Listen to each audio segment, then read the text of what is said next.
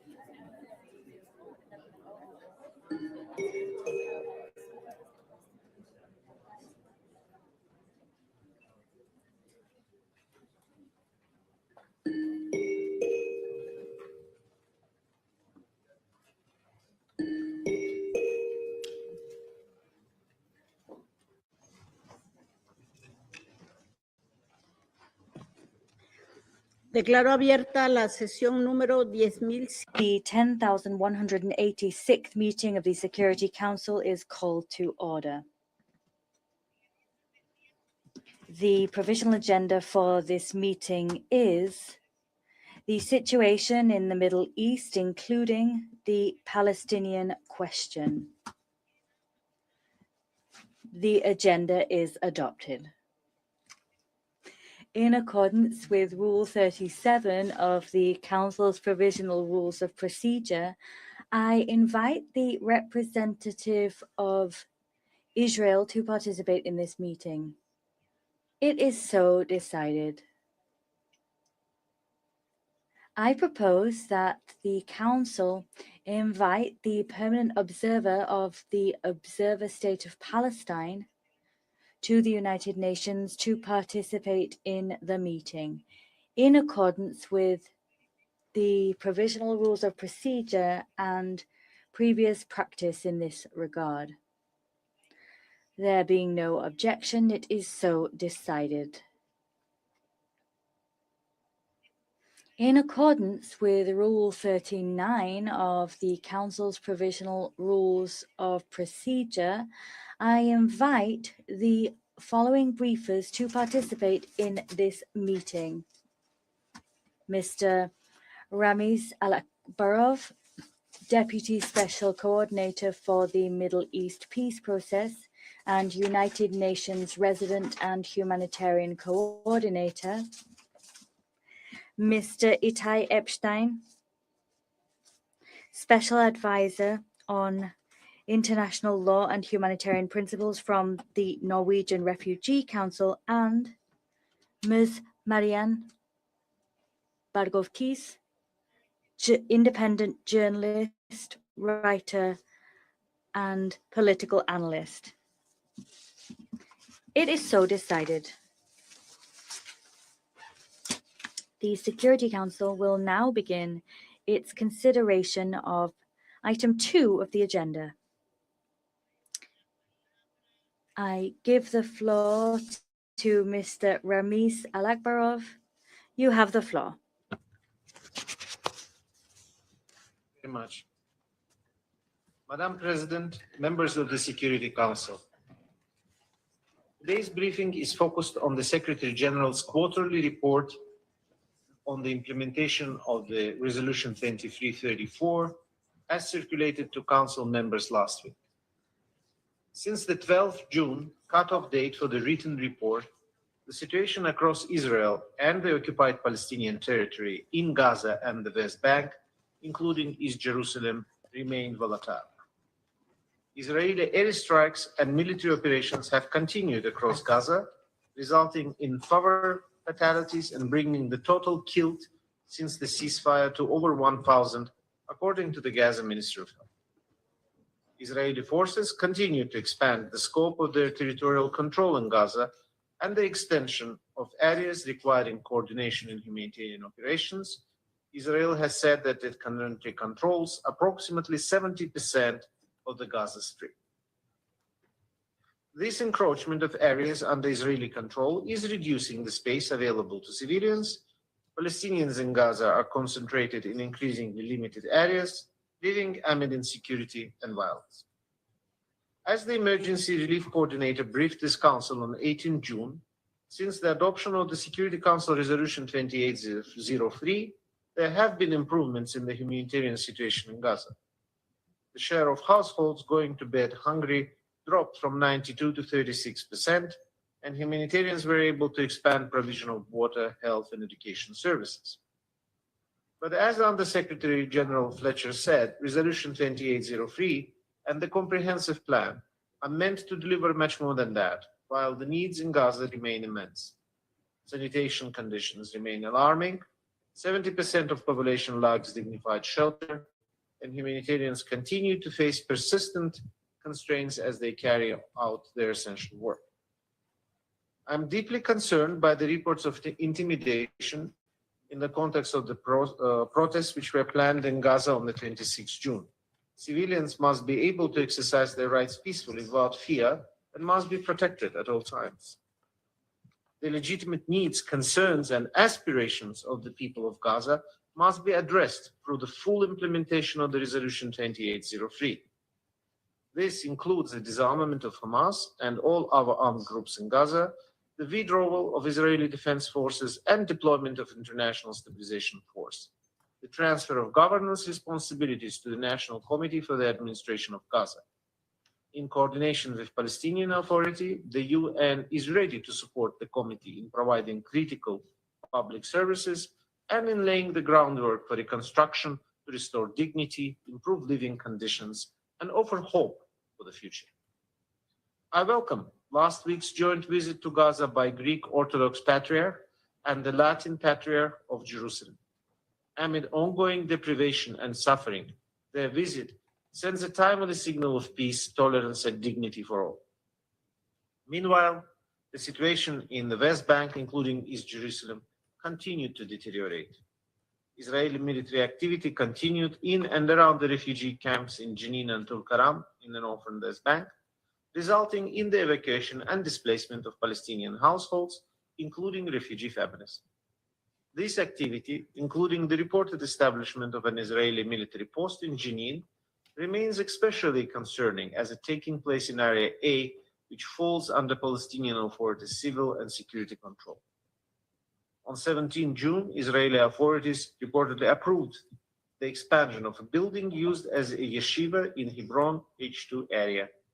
The approval followed the transfer of planning authority from the Hebron municipality to the Israeli civil administration, in line with Israeli Security Cabinet decision of 8 February. Yesterday, 28 June, the indemnity waiver issued by the Israeli Ministry of Finance permitting corresponding banking relations between Israeli and Palestinian banks was extended for another 2 weeks until 12 July. On 14 June, President Abbas issued a decree amending the general elections law. Among other changes, the decree increased the number of seats in the Palestinian Legislative Council, lowered the electoral threshold for winning seats and required the inclusion of at least one woman among every 3 candidates on the list. The decree also committed to hold the presidential elections in 2027. Madam President, allow me to highlight some of the Secretary General's observations from the report on the implementation of Security Council 2334. I reiterate the Secretary General's strong condemnation of the relentless expansion and acceleration of Israeli settlements in West Bank. These developments further entrench the unlawful Israeli occupation and threaten the viability of a fully independent, contiguous, and sovereign Palestinian state. All Israeli settlements and related infrastructure have no legal validity, constitute a flagrant violation of international law, and must cease immediately. I'm deeply concerned by the steps taken by Israeli authorities to implement formal land registration in Area C. There is a serious risk that this decision will facilitate further settlement expansion and entrenchment of the unlawful occupation. I'm also concerned by broader measures aimed at deepening Israeli administrative and territorial control of the West Bank. Along with the threat of annexation, which have no legal validity, these actions are steadily transforming geographical and demographic realities across the West Bank and further undermining the prospects for the two-state solution. The escalating violence and tensions in the West Bank are highly concerning. I condemn all violence against civilians, including acts of terror. I echo Secretary General's deep concern over persistent and intensifying settlers' attacks. I also remain deeply concerned by ongoing attacks by Palestinians against Israelis.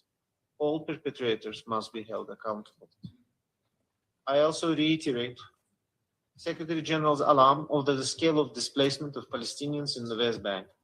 Settler violence, access restrictions, demolitions, and prolonged security operations have resulted in the largest displacement crisis in the West Bank since 1967. I'm appalled at the numerous instances in which officials glorified violence and engaged in dangerous provocation, incitement, inflammatory language. All incitement to violence must stop immediately. I share the Secretary General's concern over the growing threats to the status quo at the holy sites in Jerusalem. I reiterate that the status quo must be respected and upheld, in line with the special and historic role of the Hashemite Kingdom of Jordan. I echo the Secretary General in condemning in strongest terms the Israeli authorities' decision to establish military facilities at the UNRWA Sheikh Jarrah compound in East Jerusalem. I urge the government of Israel to rescind this decision and immediately return to the United Nations the UNRWA Sheikh Jarrah compound. I also urge member states to continue to politically support and financially sustain UNRWA.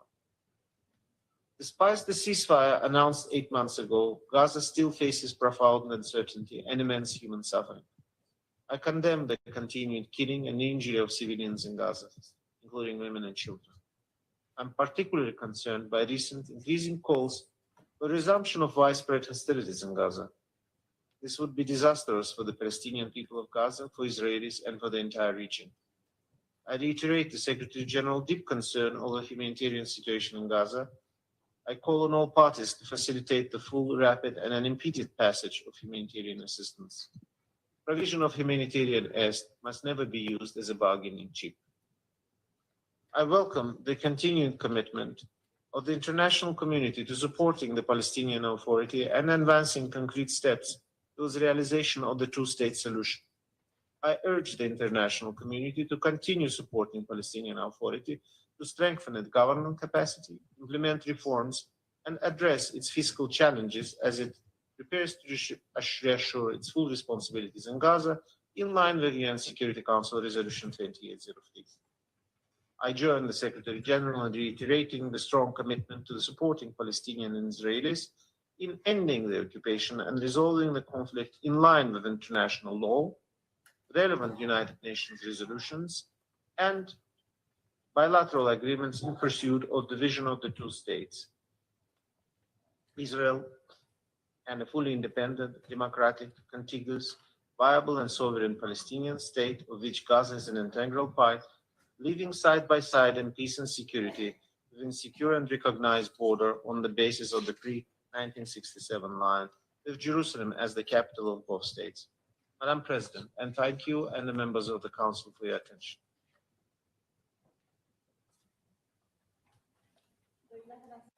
I thank Mr. Ramiz Alakbarov for the information provided.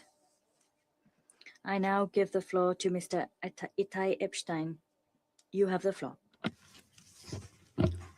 Madam President, Excellencies, on behalf of the Norwegian Refugee Council, I wish to thank you for the opportunity to brief the Council at this quarterly consideration of Resolution 2334. Adopted almost 10 years ago, its words are familiar. Israeli settlements in occupied Palestine constitute a flagrant violation of international law. The question before the Council today is not whether those words remain correct. The question is whether the Council is prepared to give them effect. It is the plight of Palestinian communities we serve, living with the consequences of non-implementation, displacement, dispossession, and the steady erosion of protection that I wish to share today. When states gathered after the Second World War to codify the Fourth Geneva Convention, including its prohibition on population transfer, they did so in the shadow of mass atrocities, colonization, forced displacement, and racial persecution. For Palestinians today, this is not an abstract legal proposition. It is a lived reality. The law saw this danger clearly from the outset. In June 1967, Israel came to occupy the West Bank, including East Jerusalem and Gaza. Within weeks, Theodore Meron, then Counsel of Israel's Foreign Ministry, set out the legal consequences with notable clarity. He affirmed the applicability of the Hague Regulations and the Fourth Geneva Convention to the newly occupied territories, recalled the prohibition on annexation, and advised that civilian settlements in the occupied Palestinian territory would be in contravention of explicit provisions of international humanitarian law. What has changed since is not the law. What has changed is the scale of the breach, the entrenchment of the occupation, and the cost borne by Palestinians for the failure of enforcement. The Council, Excellencies, must bring into view the convergence of phenomena too often treated separately: settlement expansion and settler violence, demolitions and displacement, obstruction of humanitarian relief, and denial of essential services, and the fragmentation of Palestinian governance. Together, they create a system of coercion. Since January 2023, 117 Palestinian communities have experienced full or partial displacement linked to settler attacks and related access restrictions. The displacement crisis is not confined to Bedouin or hurting communities. More than 33,000 Palestinians have been displaced from Jenin, Tulkarm, and Nur Shams refugee camps and surrounding areas. As we have just heard, OCHA has described this as the largest and longest displacement crisis in the West Bank since 1967. The figures matter because they confirm the pattern. The home, the school, the water network, the olive grove, and the refugee camp have all become pressure points in a wider effort to make Palestinian presence harder to sustain. One recent field assessment shows what prolonged displacement means for families. Households displaced report worsening shelter conditions, collapsing livelihoods, and fear of repeated displacement. Another assessment should deeply trouble this Council. More than 70% of displaced households identified threats against women and children, including sexualized threats and gender-based harassment, as decisive in their decision to flee. Madam President, forcible transfer does not always announce itself with a single order. It may occur through accumulation, repeated attacks, sexualized threats, demolished homes, lost livelihoods, in the absence of credible protection. East Jerusalem and the Jerusalem periphery illustrate how coercion becomes a strategy for acquiring territory. In Sudan, Palestinian families face eviction and takeover by settler organizations. In and around E1, Han al-Ahmar and nearby Bedouin communities face renewed demolition risk and intense pressure in an area of profound territorial and political significance. Excellencies, the International Court of Justice has clarified the matter before us in decisive terms. In its 2024 advisory opinion, The court did not merely characterize discrete Israeli practices in the occupied Palestinian territory as unlawful. It found that Israel's continued presence in that territory is, as such, unlawful. It reaffirmed that the West Bank, including East Jerusalem and Gaza, are occupied territory over which the Palestinian people hold permanent sovereign rights. It identified legal consequences for Israel, for all states, and for the United Nations. That clarification matters for this Council. Resolution 2334 rested on legal rules that were already clear when it was adopted. The court has now confirmed those rules and the consequences that flow from them.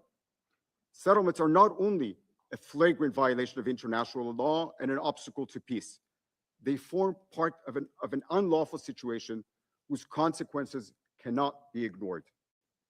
What was framed in 2016 as a call upon states has, after 2024, acquired the character of a judicially endorsed legal obligation.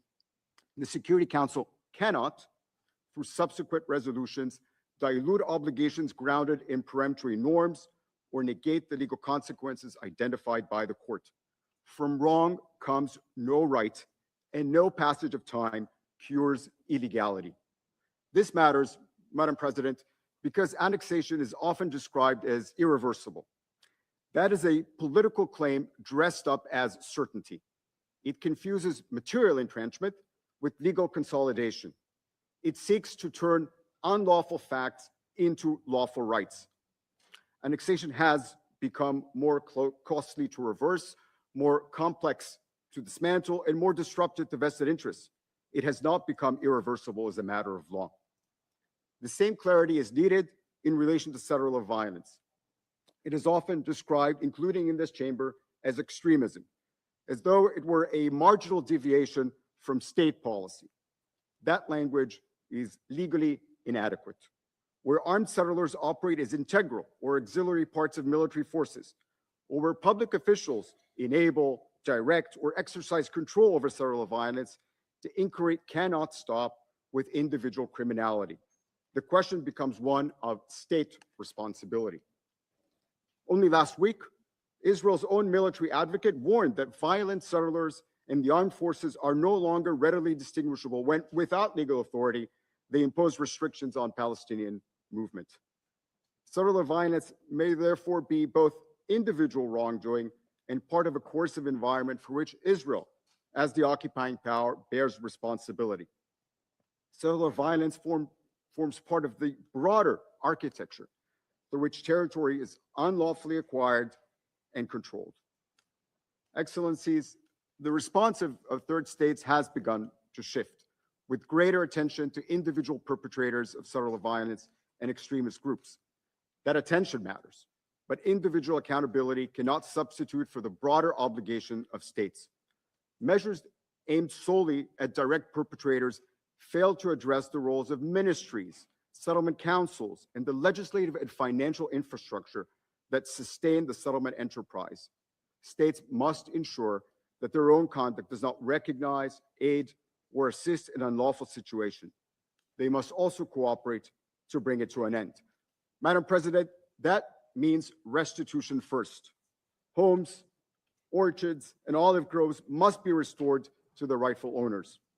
Settlements and associated infrastructure must be dismantled. Palestinians displaced by coercion or violence must be able to return voluntarily in safety and dignity. Where restitution is materially impossible, compensation must follow. The General Assembly has shown the way. The UN Registrar of Damage, born of the 2004 Wall Advisory Opinion, should now be expanded to receive claims and quantify compensation for the full consequences of Israel's unlawful presence since 1967, including displacement, destruction, resource exploitation, and denial of housing, land, and property rights. Recognition of Palestinian self-determination without restoration of the material basis on which that right depends will be a promise without land beneath it. Excellencies, restitution addresses harm after the fact. Protection must prevent harm before it occurs. Communities at risk of forcible transfer need protection and humanitarian aid before they are uprooted not only assistance after injury is felt. Israel has an obligation to facilitate the presence and activities of impartial relief societies such as the Norwegian Refugee Council. The International Court of Justice confirmed this obligation last year. Yet, Israel continues to interfere with the presence, registration, staffing, and independence of humanitarian organizations, restricting their ability to reach Palestinian communities in need and carry out the very activities Israel is required to facilitate. The Council should put Israel on notice. As the occupying power, it must allow and facilitate principal humanitarian action and comply with its obligations under international humanitarian law. Madam President, the obstacle is not lack of law. The obstacle is political reluctance. Annexation persists because its costs remain tolerable to those who sustain it. Subtle violence persists because it is too often dismissed as deviation. Forced displacement persists because the international response remains fragmented. The task before the Council is at once simple and demanding: to ensure without delay the end of an unlawful Israeli presence that continues to drive displacement, dispossession, and civilian harm across occupied Palestinian territory. We are not asking this Council to invent new law. We are asking it to apply the law it has already affirmed. Excellencies, the late Benjamin Ferrance, the last surviving prosecutor of Nuremberg, reminded us that there could be no peace without justice, no justice without law, and no meaningful law without a forum to decide what is just and lawful. The law is clear. The facts are before this Council. What remains now is consequence. Thank you.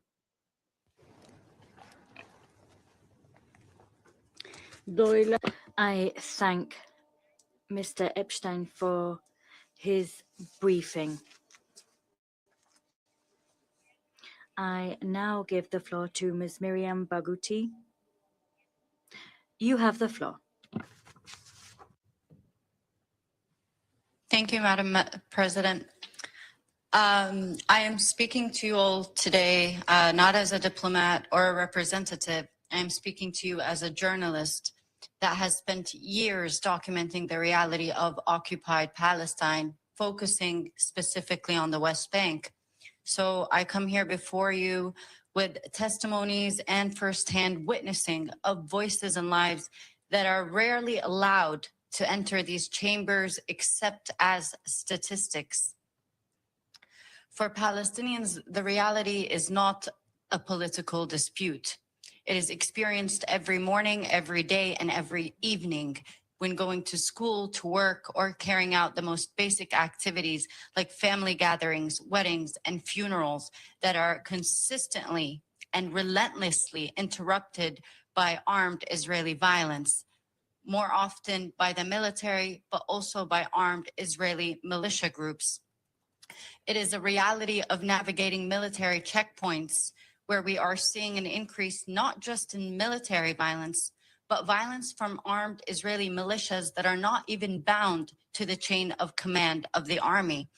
This does not only mean delay, this does not only mean the theft of time of Palestinians, but it is a rewiring of the entire nervous system of Palestinians in constant anticipation of violence and through what we see as a systemic weaponization of fear. But it also means at a practical level, the denial of access to life-saving spaces, like accessing the hospitals. I myself have witnessed Israeli soldiers in places like Jenin and Tul Kerem denying Palestinian women who are pregnant and in labor access to hospitals that are just a few meters away, and they will hold them at gunpoint. I have seen in Silwad, in the West Bank, the center of the West Bank, an Israeli soldier caught on camera by a medic after shooting a young Palestinian teenager and leaving him to bleed, and I quote, saying, "Thank God he is dead now." These are the lives of Palestinians day in and day out. It includes Palestinian farmers being denied access to their lands, as well as more recently, where we are witnessing intentional and systemic Israeli violence that targets life-sustaining infrastructure. And this is like water pipes, where Israeli settlers are carrying out very targeted attacks at pumping stations that provide water access to thousands of Palestinians in the West Bank that already suffer from a disproportionate access to water in comparison to their Israeli counterpart. We are seeing intentional targeting of agricultural resources, again by armed Israeli groups in the West Bank, as well as the military that has constantly and consistently targeted lands through burning them, through denying access to them, or through destroying matters as basic as farmers markets from Palestinians. And that means that even the economic cost of survival has been increasing. Now, it has been more than a decade since the UN Resolution 2334, and it's been more than a year since the decision made in July of 2024 demanding that Israel ceases its settlement activities, and I quote, as rapidly as possible. But instead, what we are seeing is a rapid expansion of settlements that are being absorbed into state land. Now, there is a tendency that we have seen, and I continue to see repeated, for Israeli representatives to illustrate this expansion as extremist violence or as an exceptional case. But the facts on the ground inform us that there are coordinated and joint activities by the Israeli army, Israeli settler groups, and the Israeli judicial system in ensuring a systemic and relentless ethnic cleansing in the West Bank. So these are not accidental, they are intentional, they are premeditated, and they are coming from a policy of ethnic cleansing. And as Israeli settlers are creating a hostile environments for Palestinians who are now too afraid to even walk from their homes to their schools or their workplaces due to armed violence, the military at the same time continues to ensure that there is no capacity for Palestinians to confront or protect themselves. This is an intentional denial of capacity by the Israeli regime. To add to that comes the third layer, which is the Israeli court system, which continues to engage in the legitimization and legalization of these practices through a legal framework that is designed to dispossess and displace Palestinians, and it is designed to also continue providing immunity to Israelis. When we saw Yinon Levy, an Israeli settler in Hebron, shoot a Palestinian point blank while his child was next to him and kill him, he was released the next day, and he carried out terrorizing activities against the community in which he killed the Palestinian. So this type of immunity is by design. And what we have seen consistently and continuously is, rather than seize settlement activities, Israel has been using strategic ambiguity and diplomatic spheres to perpetuate its crimes while engineering a state of debate around the issue, consistently claiming pretexts of defense, while again, the facts on the grounds have shown us that in the last decades, not a single Israeli security measure has actually achieved effectively or efficiently what it claimed to want to achieve in its goals. So instead of accountability, we are seeing impunity being entrenched. The Israeli regime is not only sustaining Israeli violence, but as we see, it is encouraging it through Hebrew media, which has also been complicit in inciting against Palestinian communities and individuals. And through law, the Israeli government has adopted a series of laws in the last 5 years alone, pushing for things like the death penalty, the absorption of the West Bank into Israeli state land, and through the arming of Israeli citizens with military-grade weapons, including automatic and semi-automatic guns, and more recently, drones. And these are not just through the Israeli government, but it includes international complicity where US-based charities are actually fundraising and providing these military-grade weapons to Israeli citizens in the West Bank specifically. Again, as it has been emphasized in these chambers, and I will emphasize it again, these Israeli acts are not random, but they are organized state-sponsored crime. And Palestinians in the West Bank are no longer wondering whether a crime will be enacted. Now it is a matter of when rather than if. And often these crimes are reported and seen as separate, but they do come together, and together the different crimes have drained Palestinians physically, psychologically, economically, and politically. And what this means is that there is no capacity to organize or even imagine a reality outside of just survival. There is a clear and evident campaign by the Israeli government to not only fracture Palestinian society, but to also punish the different segments. Here, we are seeing that even for myself as a journalist, it is becoming increasingly dangerous to continue our profession. It has become so devastating and so dangerous that wearing our press insignia has placed us in the line of danger rather than protect us.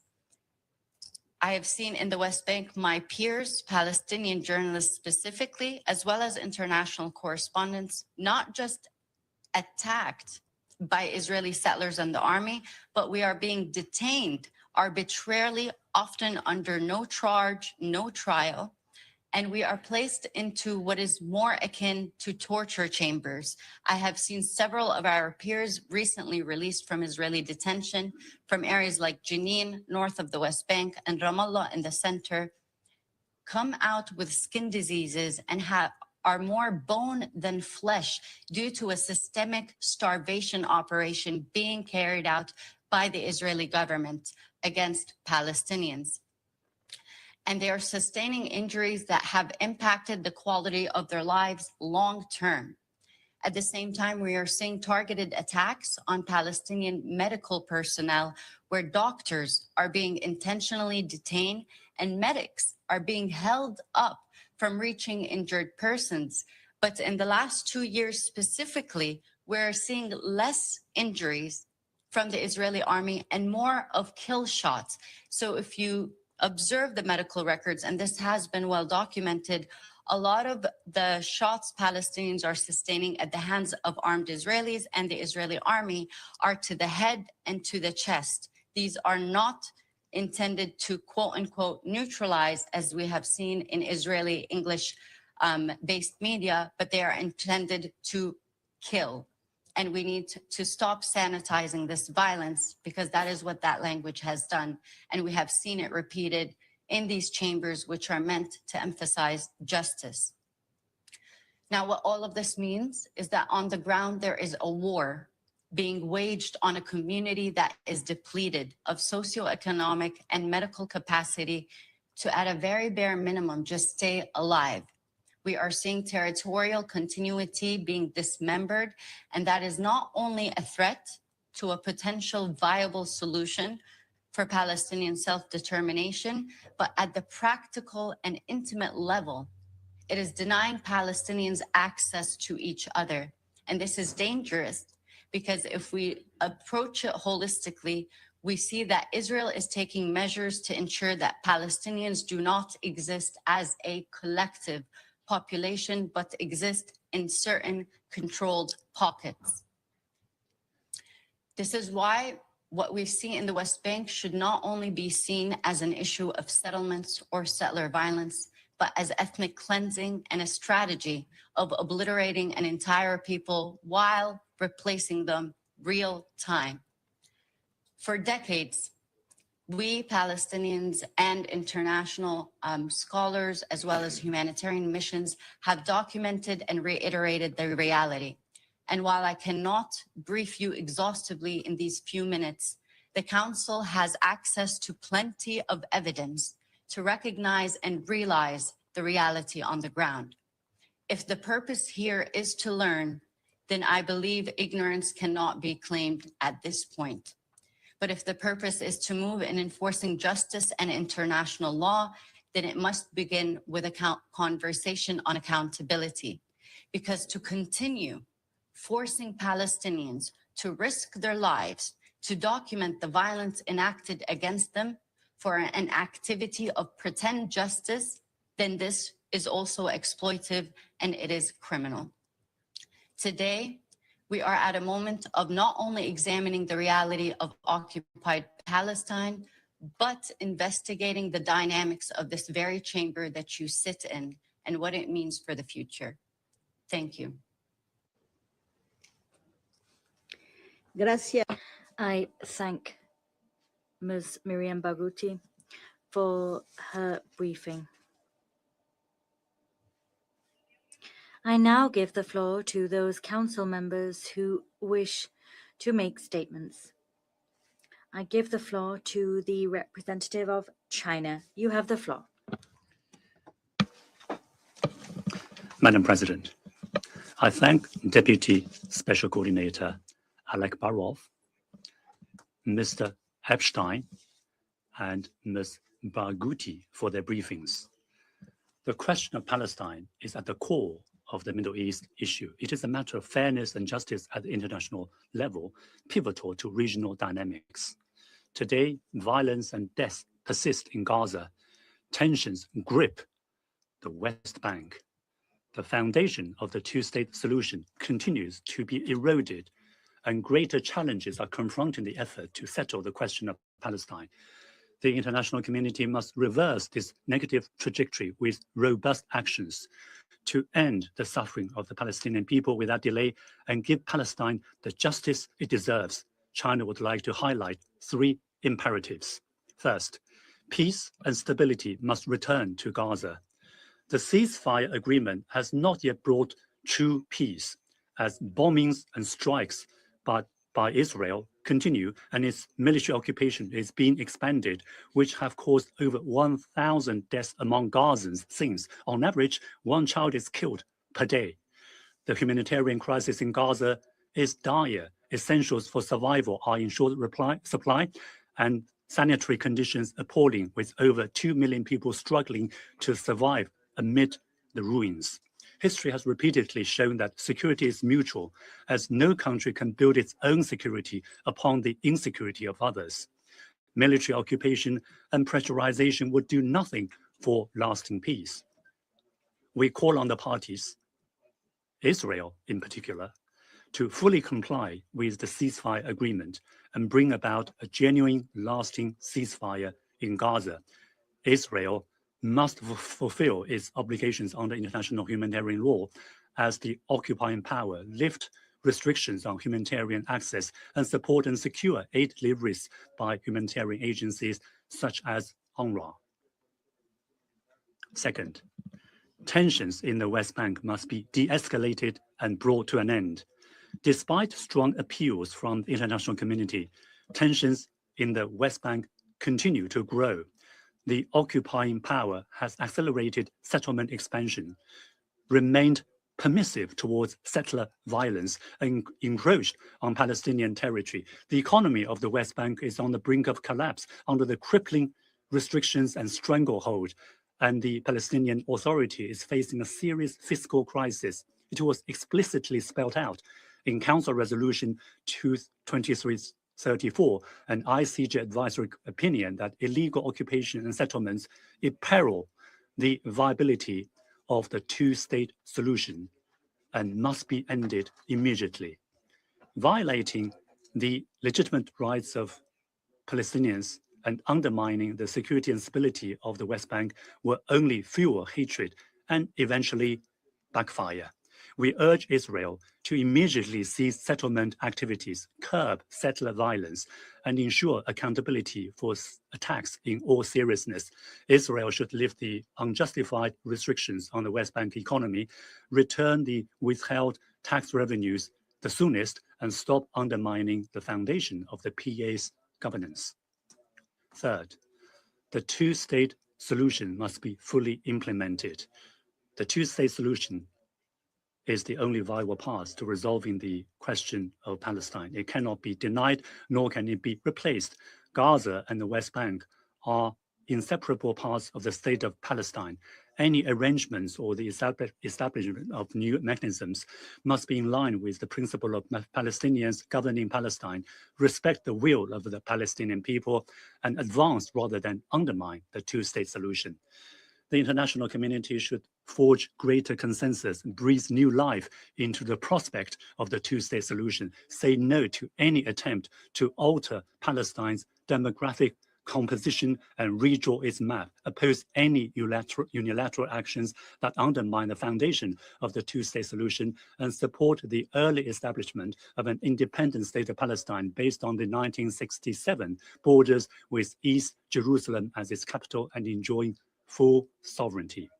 President, the question of Palestine has persisted for decades. Though the fundamental framework for a solution was put in place long ago, the path to peace lies right beneath our feet. What is needed is political resolve and courage. War cannot go on forever and must give way to mutual understanding and mutual trust sooner rather than later. We call on the parties to prioritize the well-being of the Palestinian people and the peace and stability in the Middle East, working together to achieve a comprehensive, just, and lasting solution to the question of Palestine. Without further delay, China remains committed to keeping up her tireless efforts to this end. I thank you, President. I thank the representative of China for that statement. I now give the floor to the representative of Greece.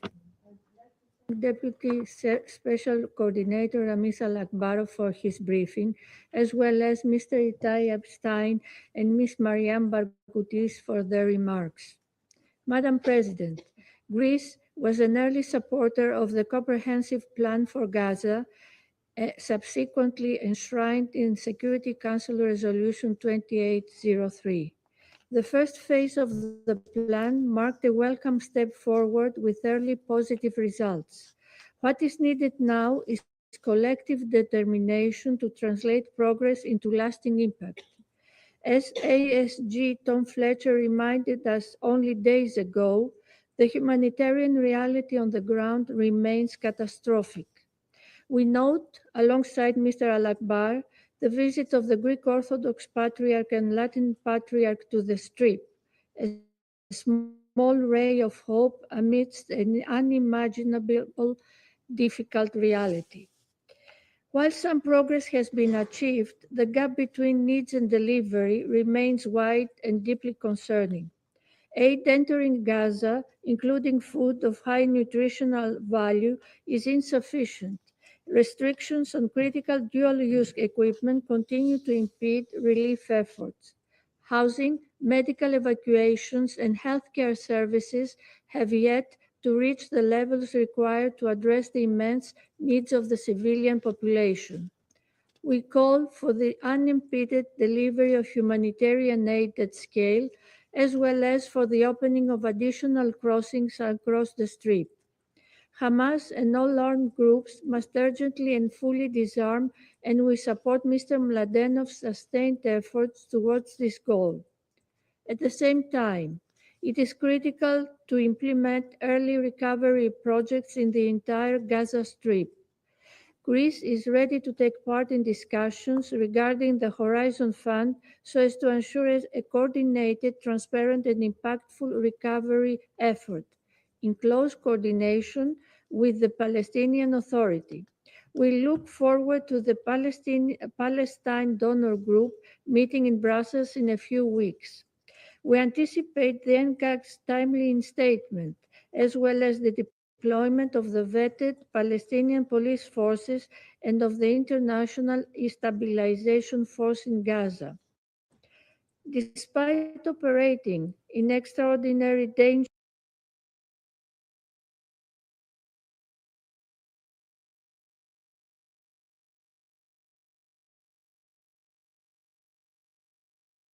protection and unwavering support in accordance with the international humanitarian law. They must never be targeted, and accountability must be ensured in all circumstances.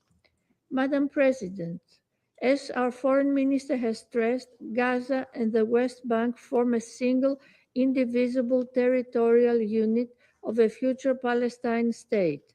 We categorically oppose any plans to expand control over or annex parts of the West Bank.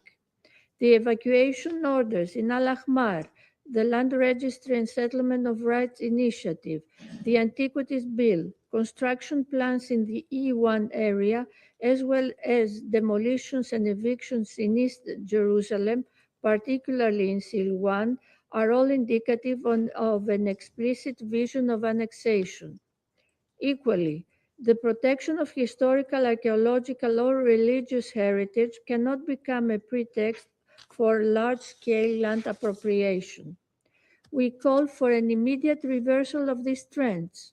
They run counter to international law, contrary to Resolution 2334, and steadily erode the foundations upon which a negotiated settlement toward the two-state solution must be built. Of equal concern is the sharp and unprecedented rise in settler violence targeting Palestinians, including Christian communities. Responding to the severity of such violence, the EU recently sanctioned extremists responsible for human rights abuses in the West Bank. While we take note of Israel's recent statements aimed at curbing settler violence, words must be matched with accountability, consistent investigations, and follow-up on the implementation of those decisions. Furthermore, we reiterate our call for unhindered access, the preservation of and respect of the status quo of the holy sites in Jerusalem, an issue of profound importance for interfaith coexistence. Madam President, the stabilization of the West Bank also requires the release of withheld Palestinian tax revenues. This is a prerequisite for reform, institutional resilience, and the preservation of the Palestinian Authority's fiscal capacity. We acknowledge and encourage the Palestinian Authority's ongoing reform efforts under very difficult circumstances, including the recent announcement of presidential elections in 2027 and amendments concerning parliamentary elections in the occupied Palestinian territories. An empowered and reformed Palestinian Authority will be a credible partner for peace. In closing, as we are approaching the first commemoration of the New York Declaration, the moment calls for renewed political courage and a reinvigorated diplomatic effort.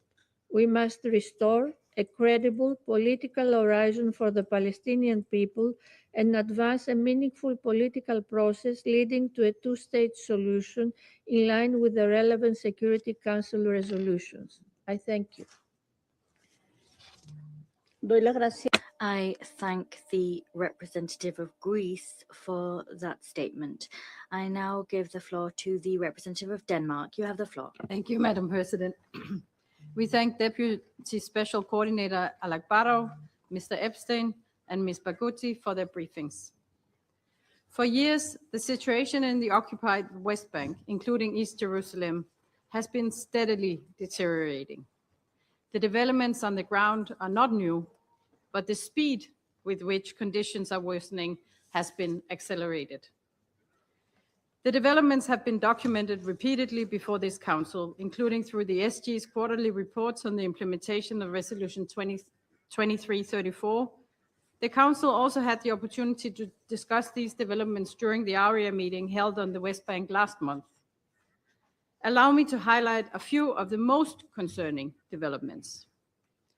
We are currently witnessing all-time high levels of settler violence against Palestinians. The stories we hear from the ground are brutal, as we have also heard from our briefers today, and civilians are being displaced from their communities as a consequence. Reports of Israeli authorities failing to prevent or hold perpetrators to account are deeply alarming. And recently, a 7-month-old Palestinian infant was killed in Hebron by Israeli defense forces. This incident is not only deeply tragic, but also a clear reminder of the devastating human costs that the civilians in the West Bank are paying. At the same time, settlement expansion is advancing at an alarming pace. Particularly concerning is the advancement of plans to establish settlements in the E1 area east of Jerusalem, where evacuation orders for the Bedouin community of Khan al-Ahmar have now been issued. If implemented, the E1 plan would cut the West Bank in two and compromise the territorial contiguity of a future Palestinian state, as well as hamper the prospects of a two-state solution.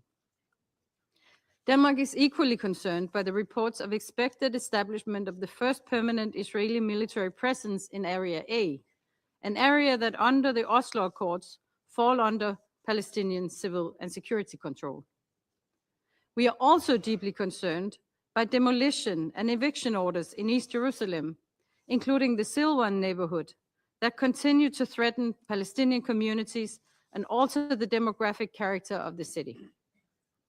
Meanwhile, the Palestinian authorities faces a severe financial crisis, not least due to the withholding of Palestinian tax revenues that Israel collects on behalf of the Palestinian Authority. The consequences are not least being felt in the Palestinian health sector that is struggling to provide the basic assistance due to lack of resources. An effective and reformed Palestinian Authority remains essential for stability, governance, and the prospect for peace. Israel's restrictions on international NGOs operating in the occupied Palestinian territory and the unlawful demolition of UNRWA's headquarters further undermines stability and access to basic services for Palestinians. Taken together, these developments are not isolated incidents. They amount to a systematic consolidation of Israeli control across the occupied West Bank. They change realities on the ground, alter the map, and heighten the risk of annexation. This trajectory must be reversed.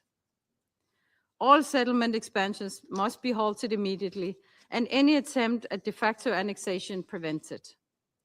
We reiterate that Israeli settlements in the West Bank are illegal under international law. Accountability for settler violence must be ensured, and we call on Israeli authorities to hold perpetrators to account. With strong Danish support, the European Union has introduced sanctions against extremist Israeli settlers and organizations responsible for serious and systematic human rights abuses against Palestinians. Security Council Resolution 2334 must be fully implemented. Palestinian tax revenues must be transferred without delay, and the Palestinian Authority must continue its reform efforts. In this regard, Denmark welcomes the announcement to hold presidential elections. Madam President, Denmark's position is clear. Israel's legitimate security concerns must be ensured, but crushing all possibilities for a Palestinian state through illegal settlements, settler violence, and financial suffocation is not an acceptable way forward.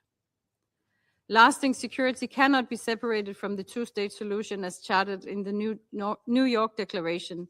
It remains the only viable option for long-term peace and security. I thank you. Doy las gracias. I thank the representative of Denmark for that statement. I now give the floor to the representative of the Democratic Republic of the Congo. You have the floor. Madame la Présidente. Madam President, the Democratic Republic of the Congo thanks you for convening this meeting and expresses its gratitude to the Deputy Special Coordinator for the Middle East Peace Process, Mr. Ramiz Alakbarov. We also thank the civil society representatives for their briefings today.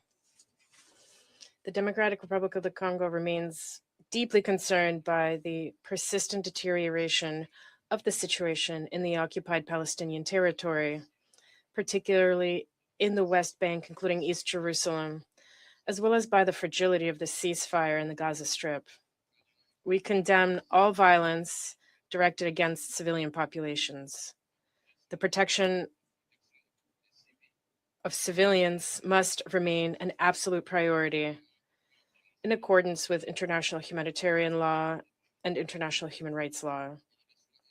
My delegation is particularly concerned by the upsurge in violence, the forced displacement of communities, as well as the demolition of whole homes. In this regard, we recall the importance of the full implementation of the relevant resolutions of the Security Council, in particular Resolution 2334 of 2016, as well as the importance of compliance with the obligations arising under international law.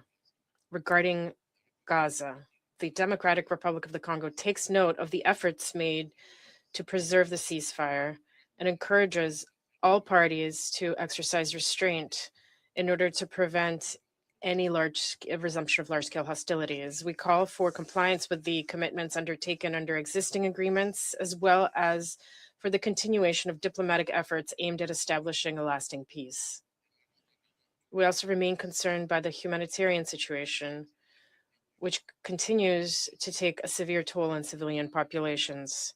As we have underscored in our statement of June 18th, 2026, the Democratic Republic of the Congo calls for safe, rapid, sustained, and unimpeded humanitarian access so that assistance may reach all those in need.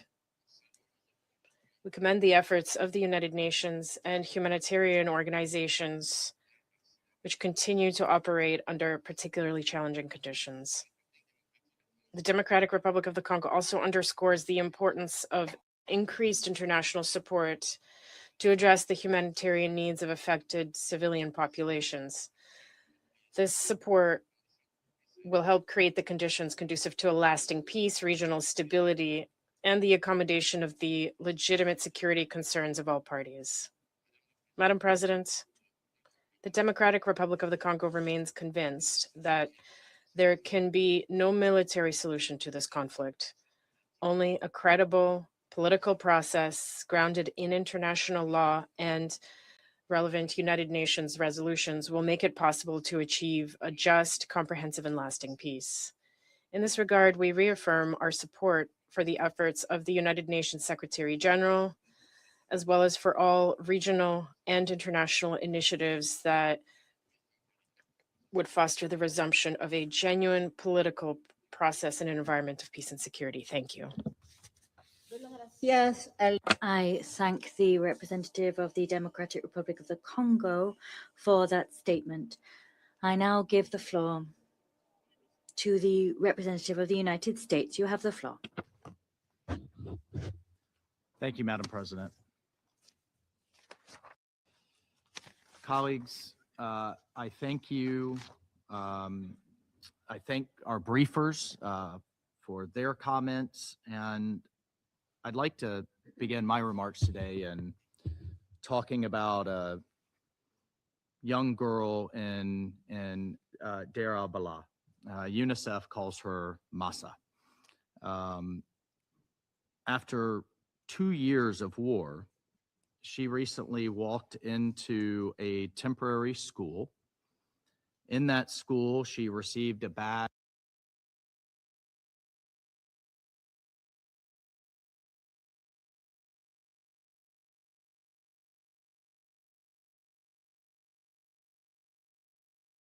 a very loud reminder that life is starting again in Gaza. And colleagues, we continue to have a choice on this council and in the international community if we want children like Masa to inherit a new generation of classrooms, if we want her to have a brighter future, or will she inherit more tunnels, more rockets, more bombs, more war? Will she and her brothers be made to carry arms for Hamas, to hate their neighbors? Is that what they're going to be taught in school with those new school supplies? Or will they be allowed to learn basic reading, writing, and arithmetic and have a dream of a better future? We must turn this ceasefire, as imperfect as it is, many nights, into a lasting peace. or Hamas can continue to drag the region back into a cycle of violence. But as we've said here month after month, Hamas cannot remain armed. That's the end of story, period. Hamas's demilitarization is at the heart of President Trump's peace plan, which was endorsed by this council in Resolution 2803. I want to thank the mediators, particularly Turkey, Egypt, and Qatar, for their ongoing efforts. Negotiations are happening as we speak to convince Hamas that there is no armed future in its terroristic ruling of Gaza, and that the only way the peace plan will move forward is if they disarm. And I have to admit, as an aside, domestically here in the United States, I did not think I would see former Secretary Hillary Clinton's endorsement of this peace plan, which she recently endorsed in an op-ed as the only viable option forward for any kind of peaceful future for Gaza. She called President Trump's Gaza plan the, quote, only game in town. And she agreed that it all starts with Hamas disarming. As we all know, they started this war with the October 7th massacre. They've hidden behind civilians. They've abused schools and hospitals. They've stolen and blocked aid. They've turned literally years worth and hundreds of kilometers worth of concrete, fuel, generators, international aid that could have been, should have been used to rebuild Gaza into the most sophisticated military tunnel network the world has seen in recent memory, and kept the people of Gaza and Hamas's hostages shackled from below.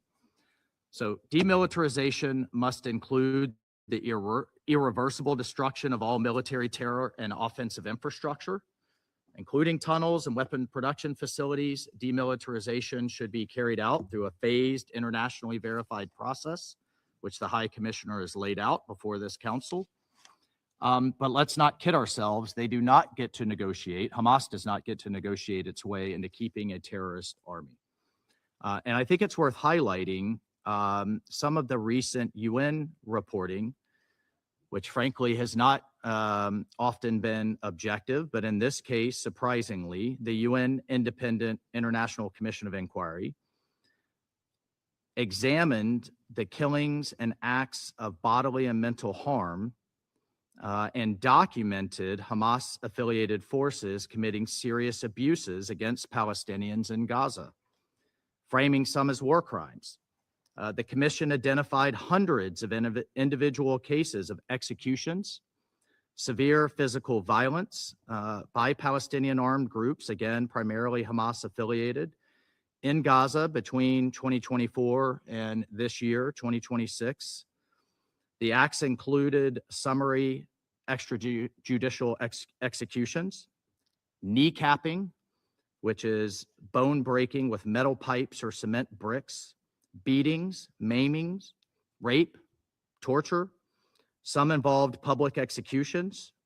They specifically highlighted 2 incidents killing 11 men and publicly torturing Palestinians in places like the Nasser Medical Complex.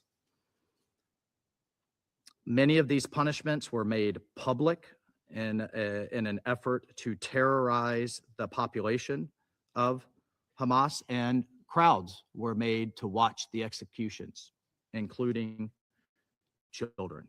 According to the report, these acts amount to war crimes, murder, and torture.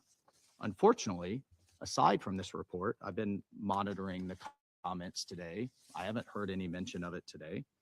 I haven't heard any mention of it in mainstream media in the United States, and barely a mention abroad. Separately, just this past week, as Gazans and Palestinians protested Hamas's, according to the UN, war crimes, public executions, torture,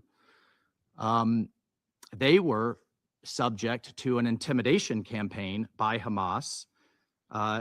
Hundreds still turned out to protest this rule. Easily would have been thousands, but this industrial scale campaign of terror, intimidation, interrogation, and blackmail against thousands of Gazans that we just saw unfold over the last few weeks, again, as they were planning to demonstrate against Hamas's rule, its violent authoritarian rule. Families were threatened, people were placed under house arrests. The Al-Qassam brigades, again, the same ones responsible for October 7th, were fully mobilized, using hospitals, using schools as police stations. Barely a mention. And as for the UN and many major NGOs, silence. I barely saw coverage of the people of Gaza finally having, not finally, once again, having the courage to rise up against this abuse. Colleagues, just a few more things by way of update. We now have, for the International Stabilization Force, again, authorized by 2803, Morocco, Kosovo, Albania, boots are on the ground. Some are being deployed, and we have now Egypt and Jordan training the first recruits for a new Palestinian police force. The UAE, thank you, has committed $100 million for continued training. So the progress is never as quickly or more robust as any of us would like to see.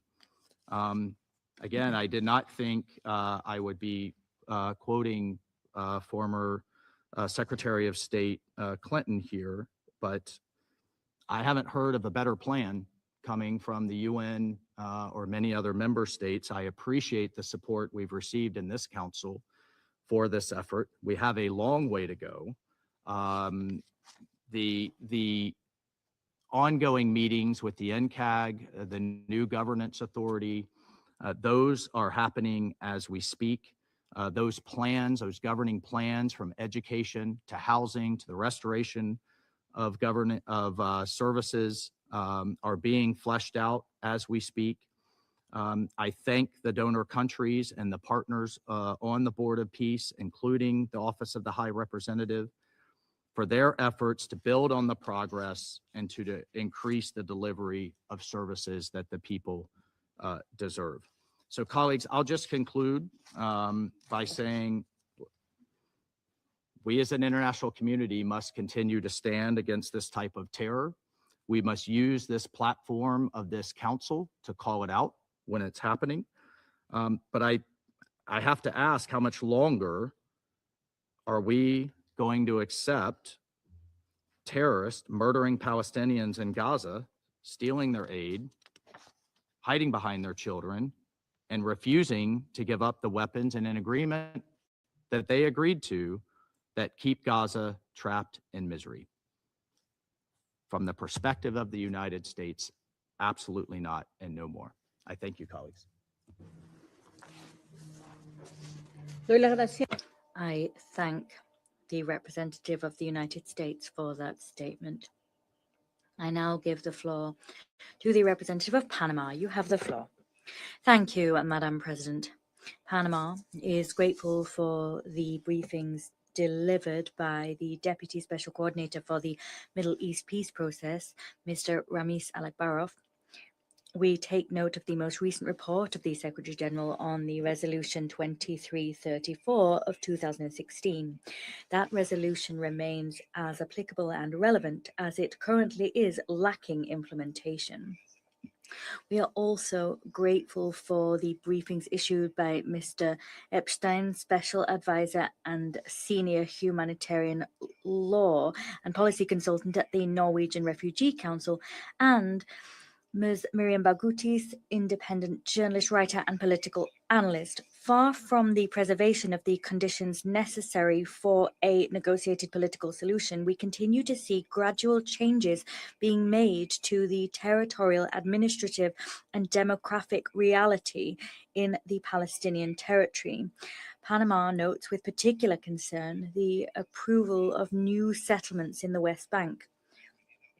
as well as the measures designed to consolidate administrative control over Area C and E1, and the demolitions and displacement of Palestinian communities, with the consequences that is having on social fabric. We unstintingly repudiate the persistent excessive use of force, violence against civilians, including acts of terrorism, and any and all conduct that is incompatible with international law, including international humanitarian law and international human rights law.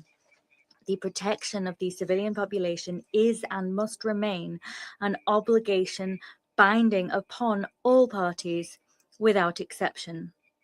The persistence of these dynamics is also affecting the Palestinian Authority's ability to effectively govern. The PA's delicate financial situation continues to inhibit the provision of essential services and erodes a crucial pillar for the preservation of a credible political horizon, and one that is also viable. We reiterate the appeal to avoid all measures and unilateral actions liable to fan the flames of tension on the ground and hamper efforts designed to achieve a just, lasting and sustainable peace. Madam President, it should also be recalled that the situation in Gaza cannot be considered in isolation from the events that are playing out in the West Bank. 8 months after the establishment of the ceasefire, the population continues to face Herculean challenges in order to rebuild the most basic conditions for a life of dignity. Significant restrictions remain on the restoration of essential services. At the same time, thousands of families continue to suffer from the consequences of layer upon layer of devastation. The impact that this reality continues to have on children and young people whose access to education, health, and adequate conditions for development remains severely affected. We encourage the preservation of the ceasefire, and we encourage progress in the full implementation of Resolution 2803 of 2025. That resolution is an appropriate roadmap to avoid a situation whereby the situation on the ground continues to worsen. We reiterate our support for the work that continues to be carried out by the United Nations system and its agencies, alongside international humanitarian organizations and local humanitarian organizations. This work both assists the civilian population and supports efforts aimed to preserve stability and lay the foundations for recovery and peace. These organizations must be able to carry out this work with safety, independence, and in stringent respect for international law, including IHL. Consequently, we insist on the appeal to guarantee the protection of humanitarian personnel, as well as their facilities and property. We appeal for the facilitation of full, safe, rapid, and unfettered provision of vital humanitarian assistance to those that need it. President, Gaza and the West Bank are part of one and the same political and territorial entity. The stability of one depends inevitably on the other. As such, any effort to bring about a lasting peace must address both territories in a comprehensive fashion. Their territorial contiguity must be preserved, and a reformed Palestinian Authority must be strengthened, and all must avoid unilateral measures that continue to further erode prospects of a negotiated political solution, one that will allow Israelis and Palestinians to live in peace, security, and dignity. The full implementation of Resolution 2334 of 2016 continues vital if we are to preserve the conditions that will facilitate the achievement of this common goal. Thank you. I thank the representative of Panama for that statement. I now give the floor to the United Kingdom. You have the floor. Thank you, President. I thank Deputy Special Coordinator Alakbarov, Mr. Epstein, and Ms. Barghouti for their powerful briefings today. President, the United Kingdom is clear that a two-state solution remains the best way to bring lasting peace to the region and end the cycle of violence that has scarred generations of Palestinians and Israelis. As we've said numerous times in this council, the implementation of President Trump's comprehensive peace plan, endorsed by Resolution 2803, is an important step forward towards ending that violence. Both sides must meet their commitments, with Israel removing restrictions on humanitarian aid and Hamas decommissioning its weapons. Today, we focus on the West Bank, where Israel's policies are eroding the prospects for peaceful coexistence, and I will highlight three areas. First, settlement expansion continues in violation of Resolution 2334, including the E1 project that aims to cut the West Bank in half and separate East Jerusalem. This is accompanied by demolitions, evictions, and the displacement of Palestinian communities. In early June, we saw the approval of over 2,000 settlement housing units across the West Bank, bringing the total approved this year to over 6,000. On June 24, Israel declared another 465 dunams of private Palestinian land as state land to make way for a settlement outpost. My Prime Minister has been clear that we categorically oppose expansion of settlements which are a violation of international law. We join this Council in rejecting any attempt at annexation. Second, as we've heard today from the briefers, violence and lawlessness on the ground remain alarming.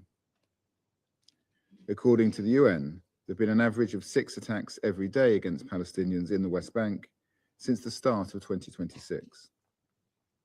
The Secretary General's recent report highlighted the staggering rise in attacks by settlers on Palestinian children, reportedly often supported by Israeli security forces.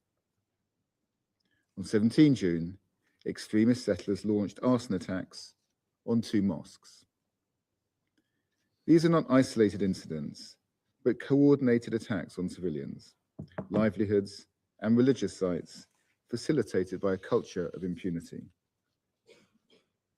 The government of Israel must uphold its obligations under international law and take urgent steps to halt this violence and hold those responsible accountable.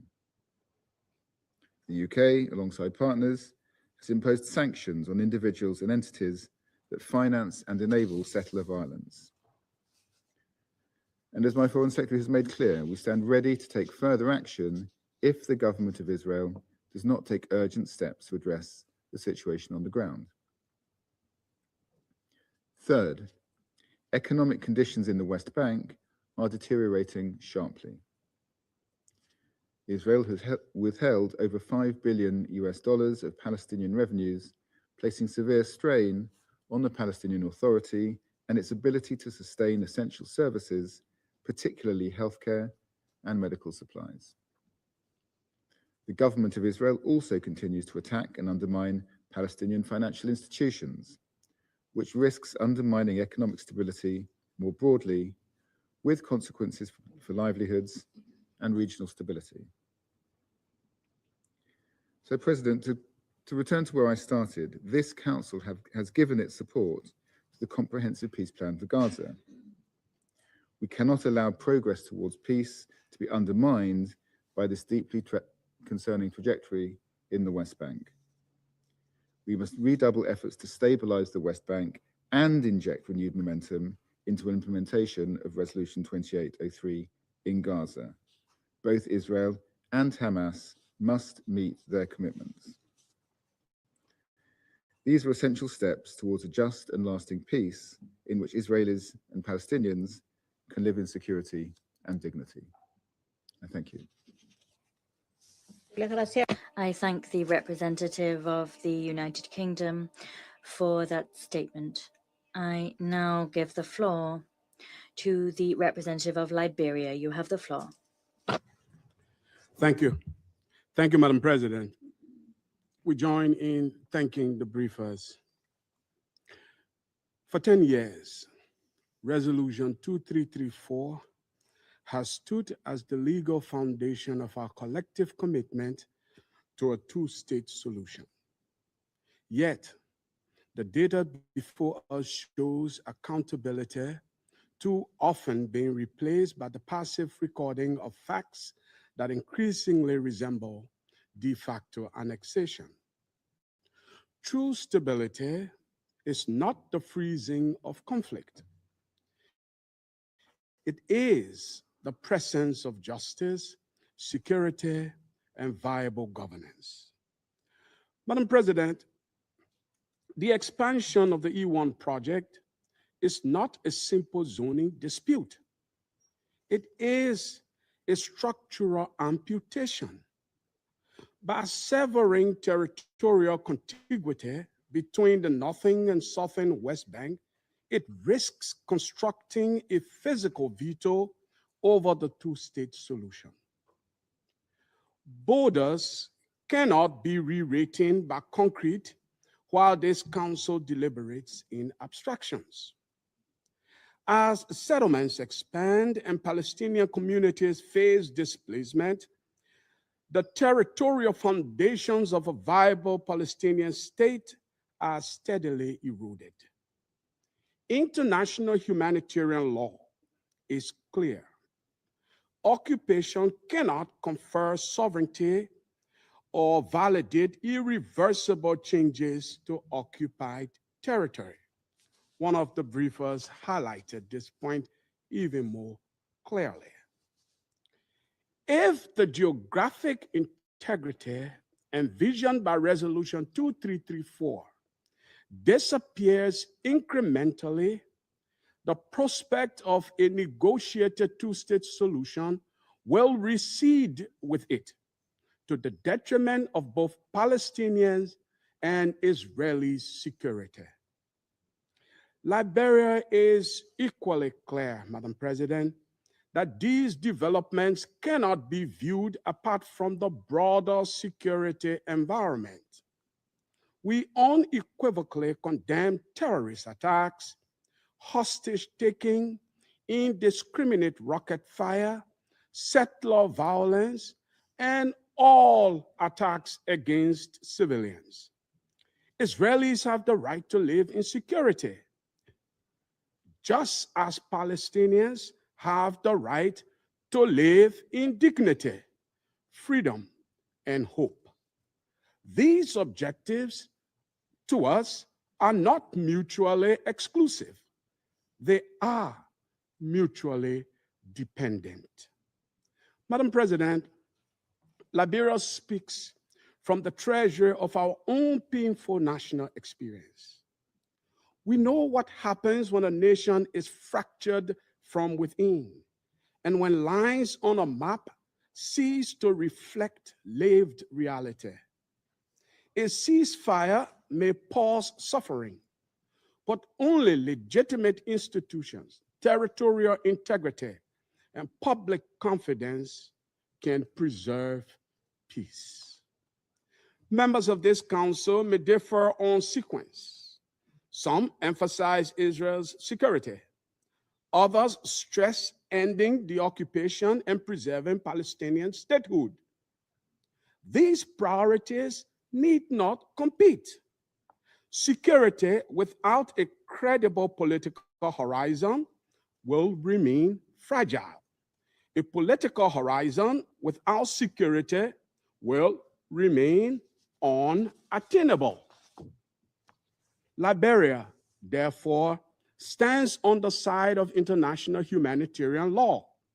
We support the Palestinian Authority reassuming its legitimate, unhindered responsibilities across Gaza and the West Bank, backed by urgent revitalization rooted in legitimacy, accountability, service delivery, administrative and security capacity, which also must include freedom of movement and sustained international support. Madam President, to bridge divisions in this chamber and preserve the framework for peace, Liberia calls on this council to unite behind three practical imperatives. First, future reporting on Resolution 2334 should assess whether developments preserve or undermine the territorial contiguity necessary for a viable two-state solution. Second, we encourage greater transparency in investigations, prosecution, and accountability measures for attacks against civilians, including settler violence, terrorism, hostage-taking, and violations by any actor. Accountability reinforces confidence that international law applies equally to all. Third, the international community should strengthen a revitalized Palestinian Authority capable of exercising legitimate responsibilities across Gaza and the West Bank, while supporting renewed political engagement between the parties. Madam President, the progressive erosion of a contiguous Palestinian state does not merely prolong suffering. It jeopardizes the broader framework for regional peace. Sustainable regional integration cannot rest upon unresolved occupation, territorial fragmentation, and recurring violence. Lasting security depends upon a just political settlement that gives both peoples confidence that peace is durable, lawful, and mutually beneficial.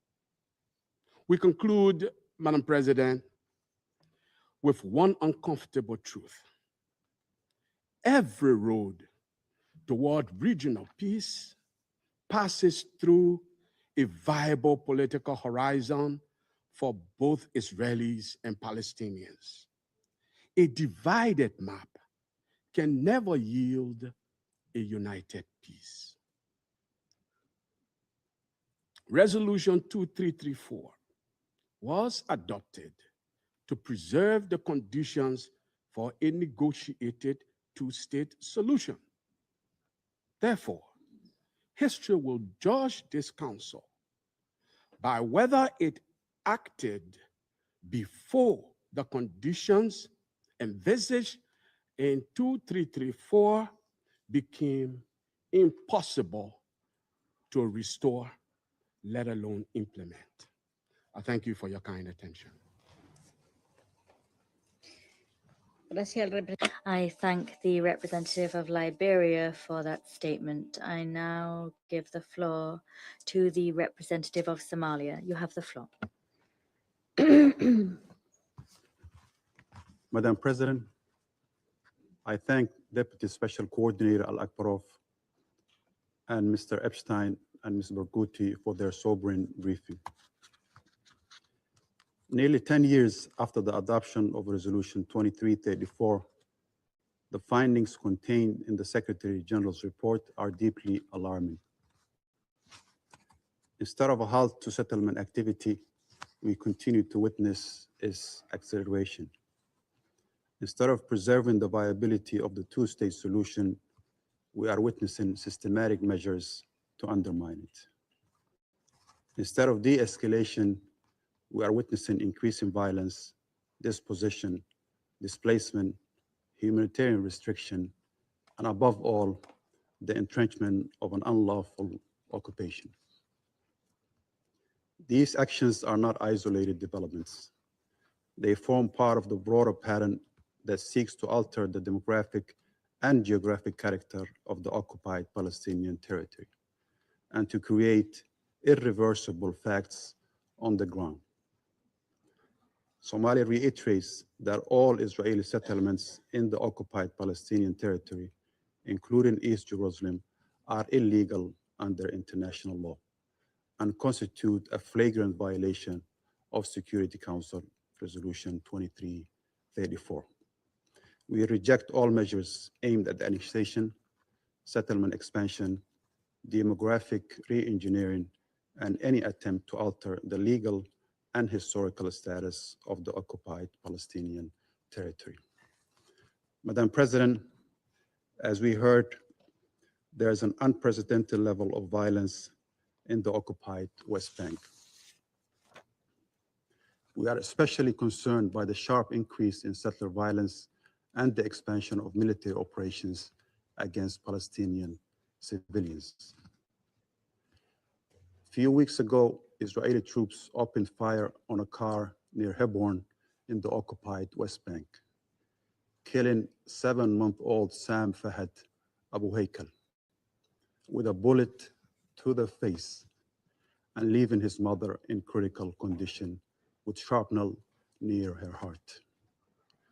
Baby Sam's grandmother, Faryal Abu Haykal, who was also in the car, later described, and I quote, "The scene was horrific to see a 7-month-old baby with a smashed face. What kind of army in the world does this?" End of quote. These violations must be investigated and hold perpetrators accountable. We reiterate our rejection of collective punishment against Palestinian civilians, in particular, children and women. Somalia recalls that occupying power bears clear responsibilities under international humanitarian law, including the obligation to protect civilians under occupation. Madam President, the humanitarian catastrophe in Gaza and the deterioration in the West Bank are not separate crises. We call for an immediate, safe, and unhindered humanitarian access. And we further call for the lifting of the economic restrictions imposed by Israel, as well as the release of the billions of Palestinians' tax revenues withheld.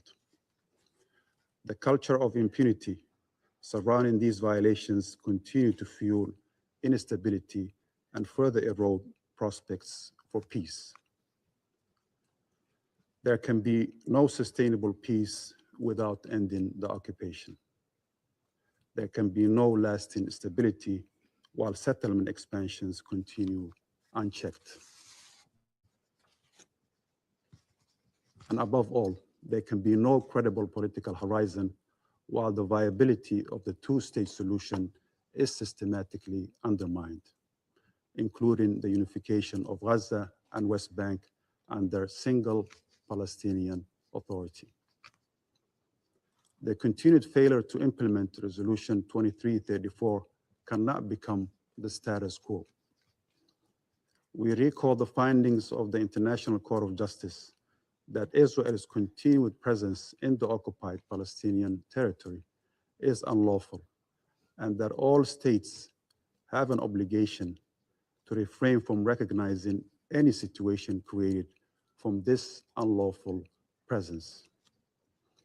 To conclude, Madam President, Somalia reiterates its support for the inalienable rights of the Palestinian people to self-determination and to an independent and sovereign state of Palestine based on the pre-1967 borders with Al-Quds al-Sharif as its capital. The authority and the credibility of this council depend on the consistent implementation of its resolutions, including the recently adopted Resolution 2803. Resolutions adopted by this council cannot be treated as optional, nor can violations of international law be allowed to continue without consequences. The Palestinian people deserve freedom, dignity, and self-determination. The region deserves peace. I thank you. Doy la gracia al I thank the representative of Somalia for that statement.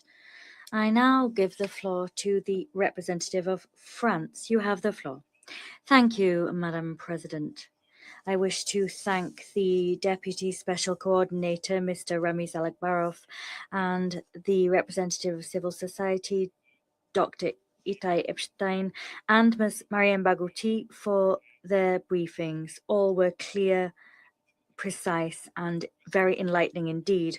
A few days ago, the Council met to consider the humanitarian situation in Gaza, and that was an opportunity for my delegation to recall inter alia our demand for a ceasefire, the disarmament of Hamas that should have no place in the government of Gaza, and we called upon Israel to comply with its own obligations pursuant to 2803. But today we meet to examine the implementation of Resolution 2334, adopted 10 years ago.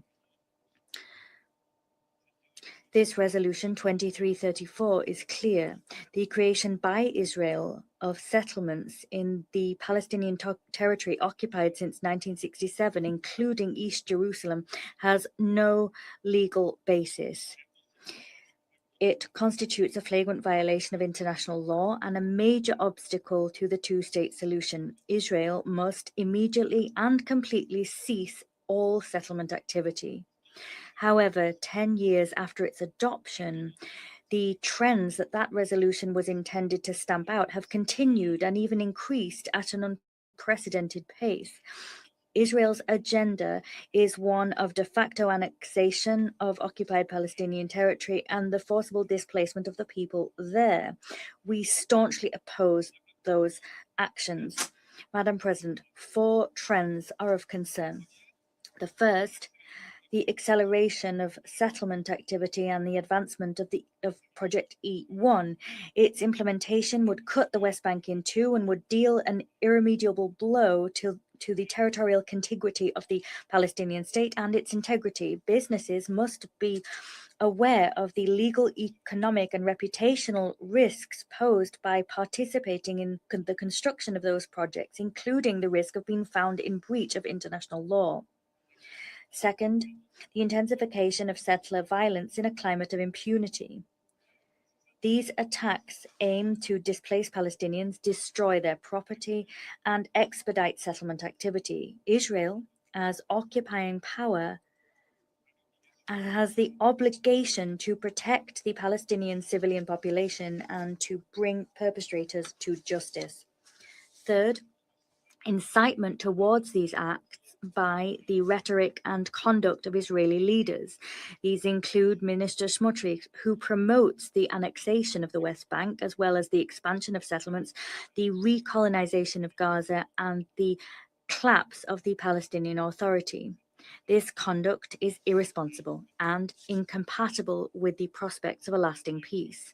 Fourth, and finally, Israel's deliberate weakening of the Palestinian Authority. The retention of $5 billion in tax revenue is rendering these institutions fragile. On the contrary, these are resolutions that should be strengthened and legitimized.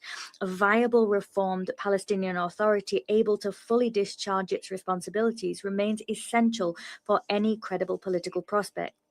Madam President, Resolution 2334 calls for measures to be taken to reverse negative trends on the ground and to preserve the possibility of a two-state solution. France is taking tangible steps to do just that.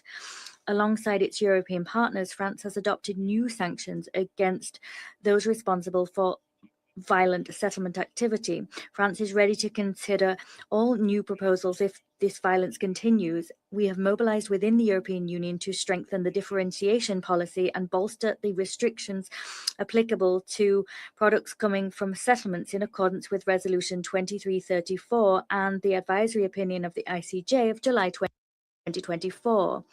Nationally, we have prohibited Ministers Ben-Gvir and Smotrich and several violent settlers from accessing French territory. We are ready to take new measures if necessary. Madam President, finally, the situation in the West Bank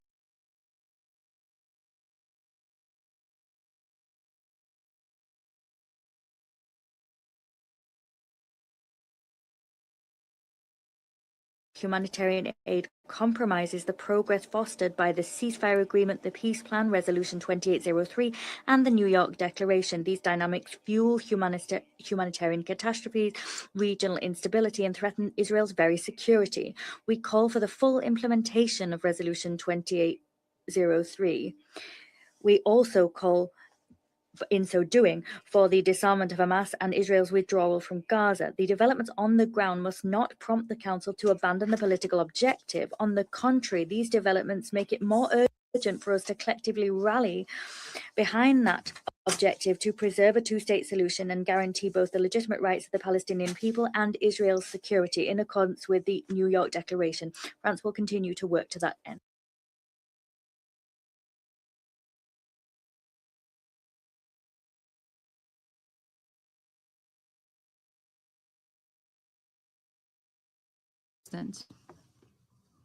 I thank Deputy Special Coordinator Ramiz Alakbarov for his briefing and the CSO representatives Ita Epstein and Mariam Barghoutis for their informative contributions.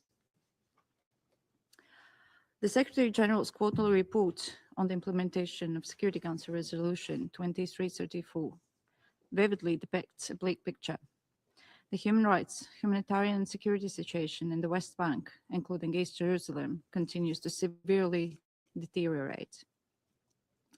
Israel's accelerating settlement expansion, including in the E1 area, coupled with entrenchment of its civil authority administrative control, deliberately fragments the West Bank and undermines the viability of the two-state solution. Increasingly, Palestinian families are forcefully and lawfully evicted from their homes, properties being demolished to make way for new settlements, which are illegal under international law, and for settlement outposts, which are also illegal under Israeli law. The annexation narrative, as well as the glorification of violence expressed by some leaders and government officials, are unacceptable. They additionally create breeding ground for extremism and greater polarization.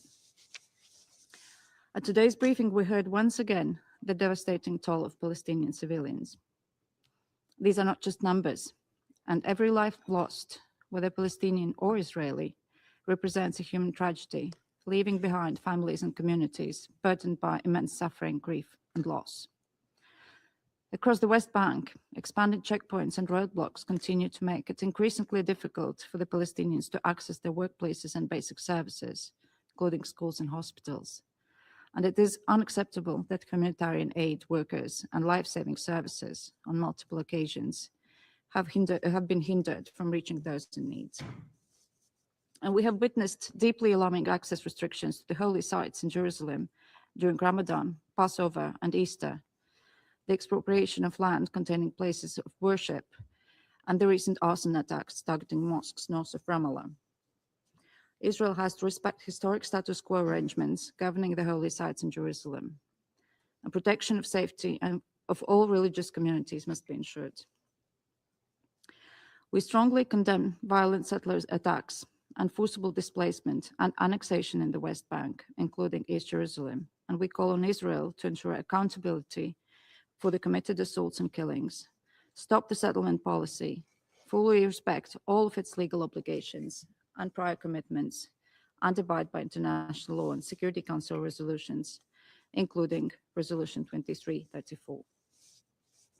Madam President, a just and lasting peace requires that Gaza and West Bank be treated as one unified entity, governed in the future by a single, legitimate, and reformed Palestinian Authority.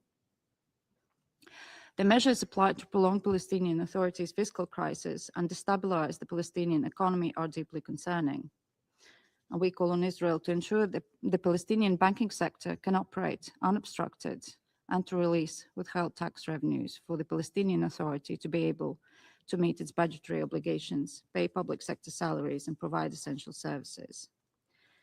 At the same time, the Palestinian Authority must take responsibility for fulfilling its commitments it has undertaken and continue comprehensive institutional and societal reform agenda, addressing radicalization while ensuring safe and dignified living conditions for Palestinians. We commend the Board of Peace and the mediators for their efforts in advancing the implementation of the Comprehensive Peace Plan put forward by President Trump and endorsed by the Security Council in the Resolution 2803. All parties must abide by the commitments they have made. In order to end the harm to the people of Gaza and any further security threats to Israel, Hamas and other non-state armed groups must accept the roadmap for monitored, verified disarmament and relinquish power. There can be no sustainable peace or stability while armed groups continue to operate outside legitimate governance structures and pursue violence as a political tool. The Gaza ceasefire must be fully respected, and the so-called yellow line demarcation must be pulled back to where it was upon reaching the ceasefire agreement. And deployment of the ISF and Palestinian police and the early recovery of Gaza through the work of NCAG are much awaited. Unimpeded humanitarian access at scale must be ensured to the civilian population in Gaza urgently and unconditionally in accordance with international humanitarian law. And finally, Madam President, a political solution encompassing Gaza and the West Bank, including East Jerusalem, is the only way to sustain peace based on the two-state solution as defined by the Security Council resolutions and the New York Declaration. Addressing the security and the legitimate aspirations of both Israelis and Palestinians requires renewed momentum in the implementation of the comprehensive plan and genuine engagement by all parties. And Latvia reaffirms its commitment to the shared objective. I thank you.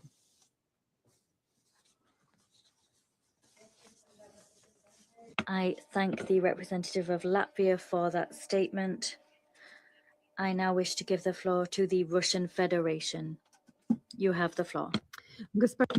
Madam President, we thank Deputy Special Coordinator for the Middle East Peace Process, Ramiz Alakbarov, for his detailed assessment of the situation in the occupied Palestinian territory in the context of the implementation of Security Council Resolution 2334. We have carefully reviewed the Secretary General's written report on the matter. We have also listened carefully to the civil society representatives. Regrettably, what we have heard today gives us no cause for optimism. The Israeli authorities have been consistently pursuing a policy of strengthening their administrative and legal control. The pace and scale of settlement construction and expansion have long broken all records. Unprecedented decisions have been taken to develop the E1 area and to revise the legal status of areas B and C in violation of the Oslo Accords. This is creating irreversible facts on the ground and shrinking the territory under Palestinian control. Russia's position is unequivocal. Israeli settlements in the West Bank are illegal, and all settlement activity in the occupied Palestinian territory must be immediately halted by Israel. We have already grown accustomed to reports confirming a grim reality. Resolution 2334, adopted in this chamber 9.5 years ago, is not merely being ignored, it is being openly violated. But one cannot grow accustomed to the manifestations of violence in the West Bank, which at times take on the most appalling forms. It is impossible to look without tears at the photographs of happy parents holding a smiling 7-month-old baby, Sam Abu Haikal, knowing that he was killed by bullets fired by Israeli soldiers who decided that an approaching car carrying his family posed a threat to them. As Undersecretary General Tom Fletcher has said, children die in large numbers when they come to be seen as collateral damage. Under no circumstances must the killing of children become an everyday reality. Otherwise, humanity is doomed. We note the statement by the Israeli Defense Forces that an investigation into this incident has been launched. We call for those responsible to be held accountable to the fullest extent of the law. This approach must extend to all other cases of violence in the West Bank, regardless of whether they involve settlers, Israeli security forces, or Palestinians. No one should be above the law. Regrettably, as noted in the Secretary General's report, the daily number of attacks by settlers has risen to an unprecedented level, with many of those attacks carried out in the presence of Israeli security personnel. On the basis of the Secretariat's data, one can only conclude that settler violence is systemic and that the judicial and law enforcement system is failing to take meaningful steps to address it. We also share the concern expressed by Antonio Guterres regarding the legislative measures expanding the grounds for the application of the death penalty in the West Bank. We call on the Israeli authorities to reconsider that decision.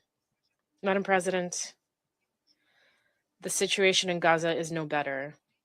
The process of implementing the ceasefire agreement reached last October between Israel and Hamas continues to stall. Security Council Resolution 2803, which endorsed the Donald Trump plan for a settlement in the Palestinian enclave, has unfortunately remained on paper only. There is currently no basis for speaking of a lasting peace. Reports continue to emerge of new Israeli Defense Forces operations in Gaza, resulting in ongoing civilian casualties. Reports of the arbitrary expansion of the territory under Israeli control are a cause of serious concern. Significant restrictions persist on the entry and delivery of humanitarian aid. The International Stabilization Force has yet to be established.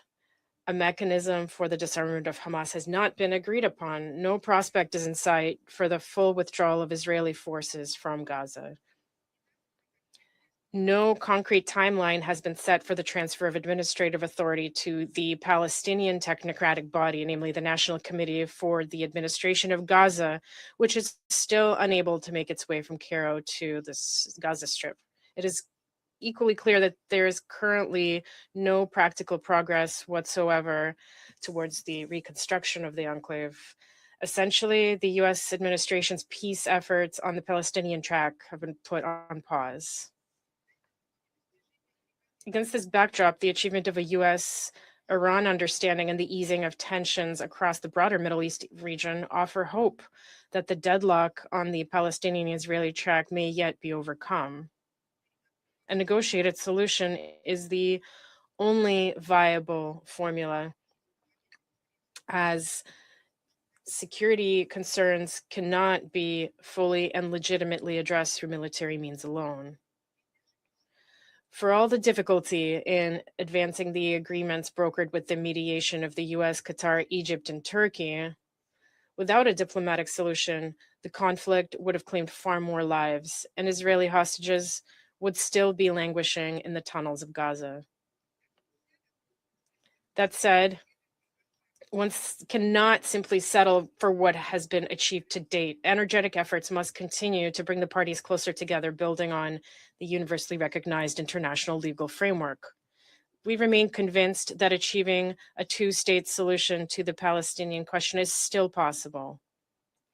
A comprehensive settlement of the Palestinian-Israeli conflict would guarantee lasting peace for all the peoples of the region, in which the state of Palestine within the 1967 borders with its capital in East Jerusalem would coexist in peace and security alongside Israel.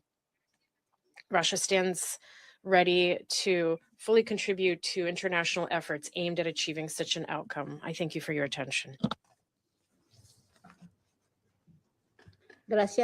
I thank the representative of the Russian Federation for that statement. I now give the floor to the representative of Bahrain. You have the floor. Madam President, we thank the briefers and we take note of the quarterly SG report on the latest developments related to the settlement policy in the occupied territories. We would like to address the following 3 points. First, latest developments in the West Bank, including East Jerusalem, reflect an unprecedented escalation of settlement activities that are not legal and constitute a violation of international law and relevant Security Council resolution, most notably Resolution 2334, which confirmed that the establishment of settlements in the occupied Palestinian territory occupied since 1967, including East Jerusalem, is inconsistent with international law. These practices are flagrant violations of the rights of the Palestinian people and the main obstacle to achieving the two-state solution and to achieving comprehensive, just and lasting peace. Against this background, the Kingdom of Bahrain reiterates its call to stick to the track of peace. We must reach joint understandings rather than imposing unilateral measures. We call for halting all settlement activities immediately and fully throughout the Palestinian territory. All legal commitments must be abided by. Second, congestion factors in the West Bank undermine the gains at the humanitarian and security level. Settler violence is increasing in an unprecedented way without deterrent. Civilians are being targeted. Mosques are being stormed and closed. Muslim and Christian holy sites are being attacked. These factors increase the seriousness of the situation and lead to more escalation and reverse any gains that have been achieved. The Kingdom of Bahrain calls for abiding by the peace narrative that unites peoples. We have to avoid anything that creates an environment of tension and reverses the gains. As we celebrate the International Day to combat hate speech, we recall the Bahraini Declaration on Freedom of Religion. This declaration renounces anything that calls for hatred. Third and finally, what is transpiring in the West Bank prompts us to talk about developments in Gaza. We recall in this context the holding of the emergency session in the Security Council on the 18th of June. We've heard during that session that we are concerned over lack of humanitarian access in Gaza. More than 2 million Palestinians are facing extremely difficult humanitarian conditions as restrictions upon the delivery of humanitarian aid persists, as living conditions are deteriorating, as vital services are deteriorating. In this context, the Kingdom calls for supporting the Palestinian government. It is important to ensure complementarity between international and UN efforts on Palestine. In this regard, we reiterate our support to efforts made by the Board of Peace in implementation of Resolution 28.3. We look forward to the full implementation of the comprehensive plan to end the Gaza conflict. We look forward to moving to the second phase of the plan, especially as ensuring the success of the efforts of the Board of Peace in Gaza will have a positive effect on developments in the West Bank. In conclusion, the Kingdom of Bahrain reiterates that the success of peace tracks starts with establishing an independent, sovereign state of Palestine along the lines of the 4th of June 1967, with East Jerusalem as its capital, living side by side with Israel on the basis of the two-state solution. According to the Arab Peace Initiative, international resolution, international law, the Palestinian people should be granted its legitimate rights to create a stable regional environment that enjoys regional integration in the service of all peoples of the region. I thank you, Madam President. I thank the representative of Bahrain for that statement. I now give the floor to Pakistan. You have the floor. Thank you, Madam President.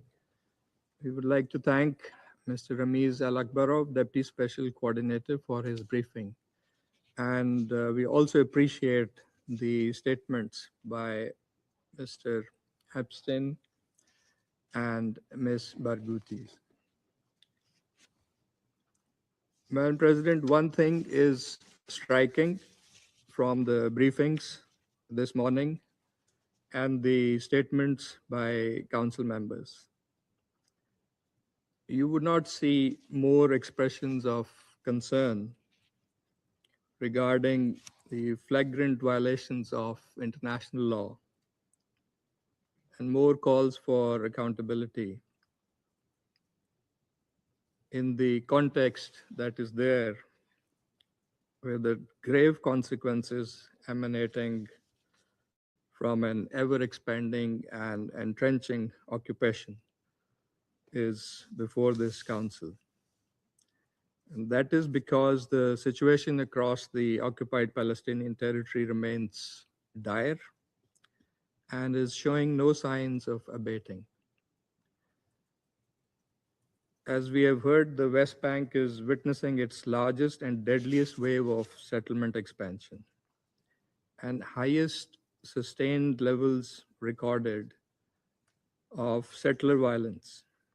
The Secretary General's report documents that 4,750 housing units were advanced or approved during the reporting period, including 34 settlements approved in a single cabinet decision, the highest to date. Israel's newly launched online land registration platform in Area C systematically facilitates the dispossession of Palestinian property under the guise of bureaucratic procedure. The controversial and illegal E1 project is the strategic linchpin that would carve the West Bank into isolated enclaves, targeting the viability of a contiguous Palestinian state. Alongside this, legitimate institutions of governance are being choked and suffocated by withholding the revenues of the Palestinian Authority by Israel. So what we are witnessing is not a series of isolated incidents, but a deliberate and systemic pattern. This is an ecosystem of occupation in which settlement expansion, annexation, demolitions, forced evictions, displacement, and revenue withholding are mutually reinforcing, enabled by both brute military force and a legal juggernaut designed to legitimize the illegitimate.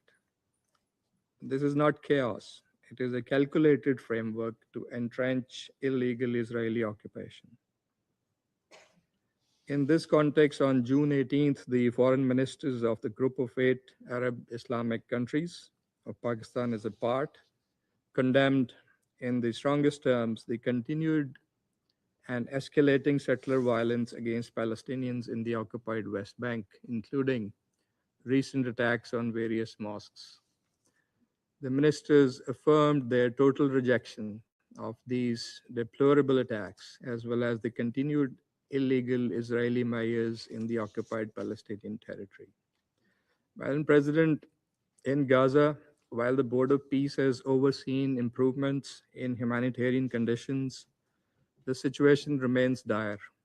Widespread hunger, severe shortages of clean water and medical care, inadequate sanitation, and the unchecked spread of disease have left more than 90% of the population living in catastrophic conditions. Despite the ceasefire, close to 1,000 Palestinians, including women and children, have been killed. The recent report of the Independent Commission of Inquiry is a scathing indictment of the deliberate targeting and killing of Palestinian children by the Israeli occupation forces. There must be accountability for this. President, all these grave developments need to be seen in the context of continuing statements by Israel rejecting the idea of a Palestinian state and hence the two-state solution. It is absolutely clear as to where lies the problem. In our view, piecemeal approach will not work. It is time for this council to undertake a holistic assessment of the situation across all of the occupied Palestinian territory and firmly tackle the obstacles to peace. In this regard, the Council must first compel Israel to immediately and completely cease all settlement activities, which constitute a flagrant violation of international law. Second, all attempts at annexation of land, demolitions, forced evictions, and displacements of Palestinians must be halted and reversed. The Palestinian population must be protected from settler violence, and all perpetrators must be fully held to account. The Council must reiterate its firm rejection of forced displacement. Third, the Council must bring pressure to bear on Israel, the occupying power, to release without further delay the revenues of the Palestinian Authority to address the mounting fiscal crisis. And fourth, the comprehensive plan to end the Gaza conflict and Resolution 2803 must be fully implemented.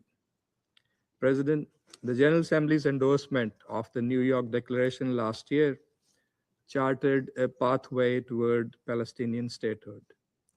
And in parallel, efforts led by the United States, supported by the Arab and Islamic countries, have advanced the comprehensive peace plan.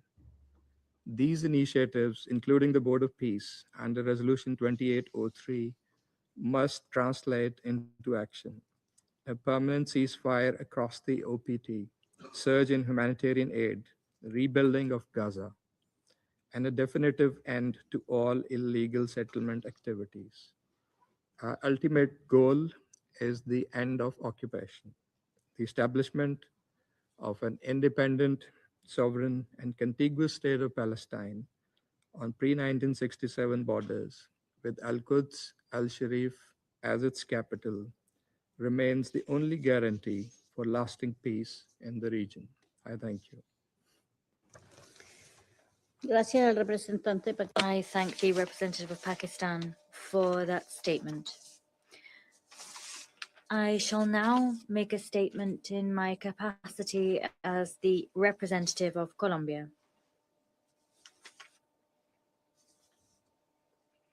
I thank Deputy Special Coordinator Ramiz Alakbarov for his briefing. I also wish to thank Dr. Itay Epstein and the journalist Mariam Barghouti for sharing with this council their invaluable briefings. I welcome the delegations who are with us in the chamber today. It is highly likely that this is the most critical juncture at which the occupied Palestinian territory has stood in decades. The speed, extent, scope, and nature of the measures adopted by the government of Israel leave ever-shrinking margins for ambiguity. They are measures which seek to consolidate both the de facto and de jure annexation. They permanently and irreversibly alter the demographic and territorial nature of both Gaza and the West Bank, including East Jerusalem. What we're looking at is not a collection of isolated incidents, rather an architecture of occupation designed to break up the Palestinian territory, as well as to render inviable territorial contiguity and to erase the very possibility of a sovereign, contiguous, and viable Palestinian state. Resolution 2334 is not only not being implemented, rather it is being flagrantly defied. It is patently clear that any excuse is fodder for the Israeli regime. The time-old, overly reductive premise of its security, the supposed preservation of the environment and archaeological sites, bureaucratic and administrative pretexts. There is no need to speculate about the intention behind the policies adopted because the representatives of the Israeli government themselves openly state their desire to continue expanding their campaign of occupation, genocide, and ethnic cleansing. In Gaza, continued violations of the ceasefire and the advancement of the Israeli Defense Forces that control around 60% of the Strip continue to push the people onto an increasingly slim and fragmented strip of territory. Moreover, the humanitarian situation remains catastrophic and reconstruction remains a promise unfulfilled. For For its part, the West Bank is now beleaguered by its worst displacement crisis since 1967. Authorities and settlers are attacking places of worship of Muslim and Christian communities.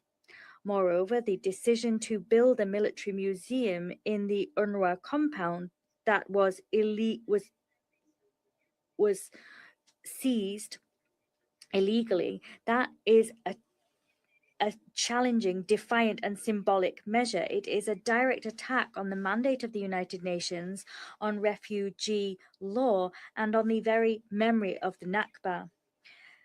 We're seeing the destruction of the Palestinian economy, a rising tide of settler violence, daily evictions, and the seizure and destruction of property and dwellings of Palestinians. And all of these phenomena are imposing conditions which international law recognizes as constituting genocide. Heartrending accounts from communities and entire neighborhoods in East Jerusalem that are being displaced from their homes where they have lived for generations demonstrate that we stand before an apartheid system. The sustained advancement of the very measures that this council has rejected, measures that the International Court of Justice has declared incompatible with international law, and measures that the international community has repeatedly condemned, has been possible thanks to the impunity in which Israel has been cloaked.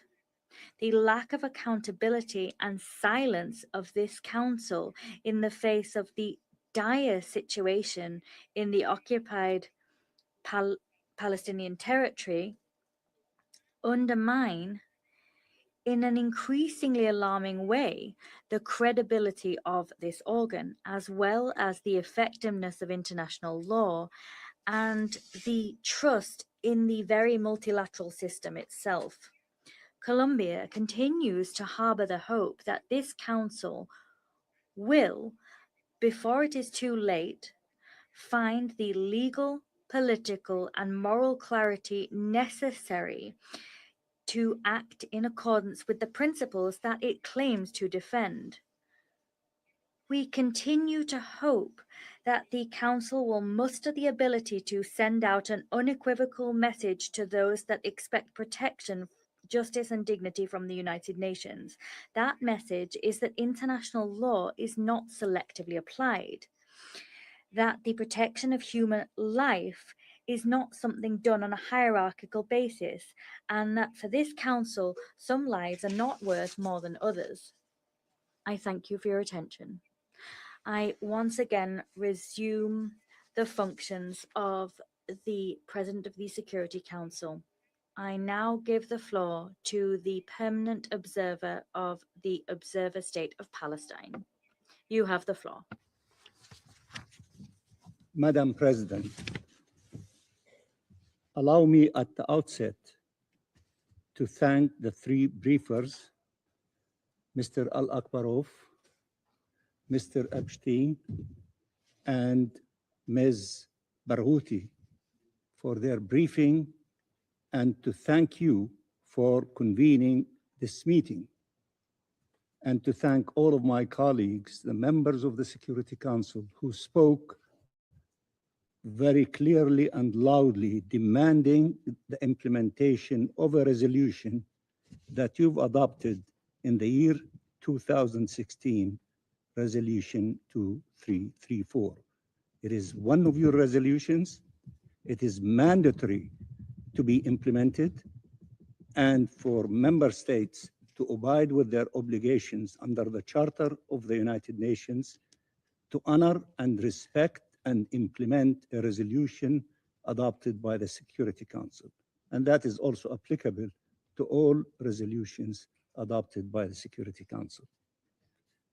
Resolution 2334 could be summarized in two words: no annexation. I repeat, no annexation. It is an expression of the prohibition of acquisition of land by force, a peremptory norm of international law, and a principle enshrined in the UN Charter.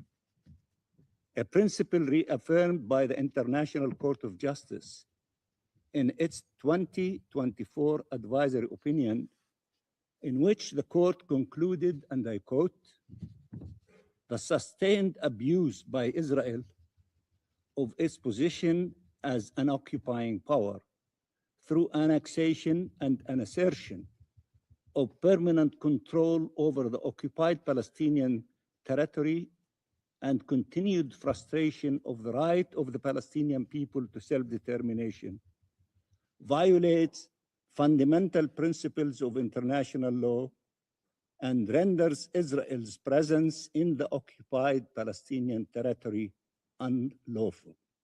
End of quotation. Madam President, Israel has decided to entrench its occupation rather than bring it to an end.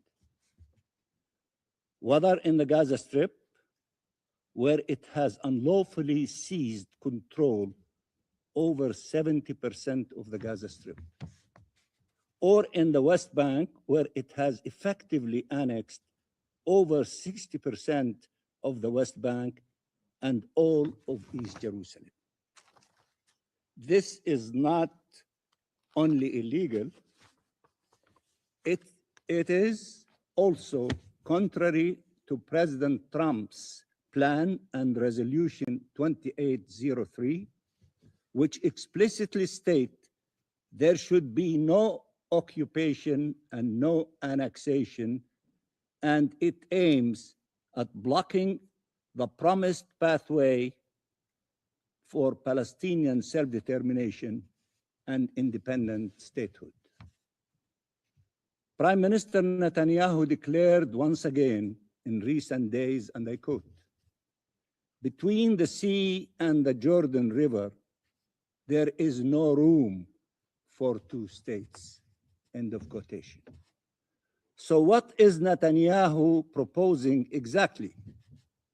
A one-state solution with equal rights for all those living between the river and the sea?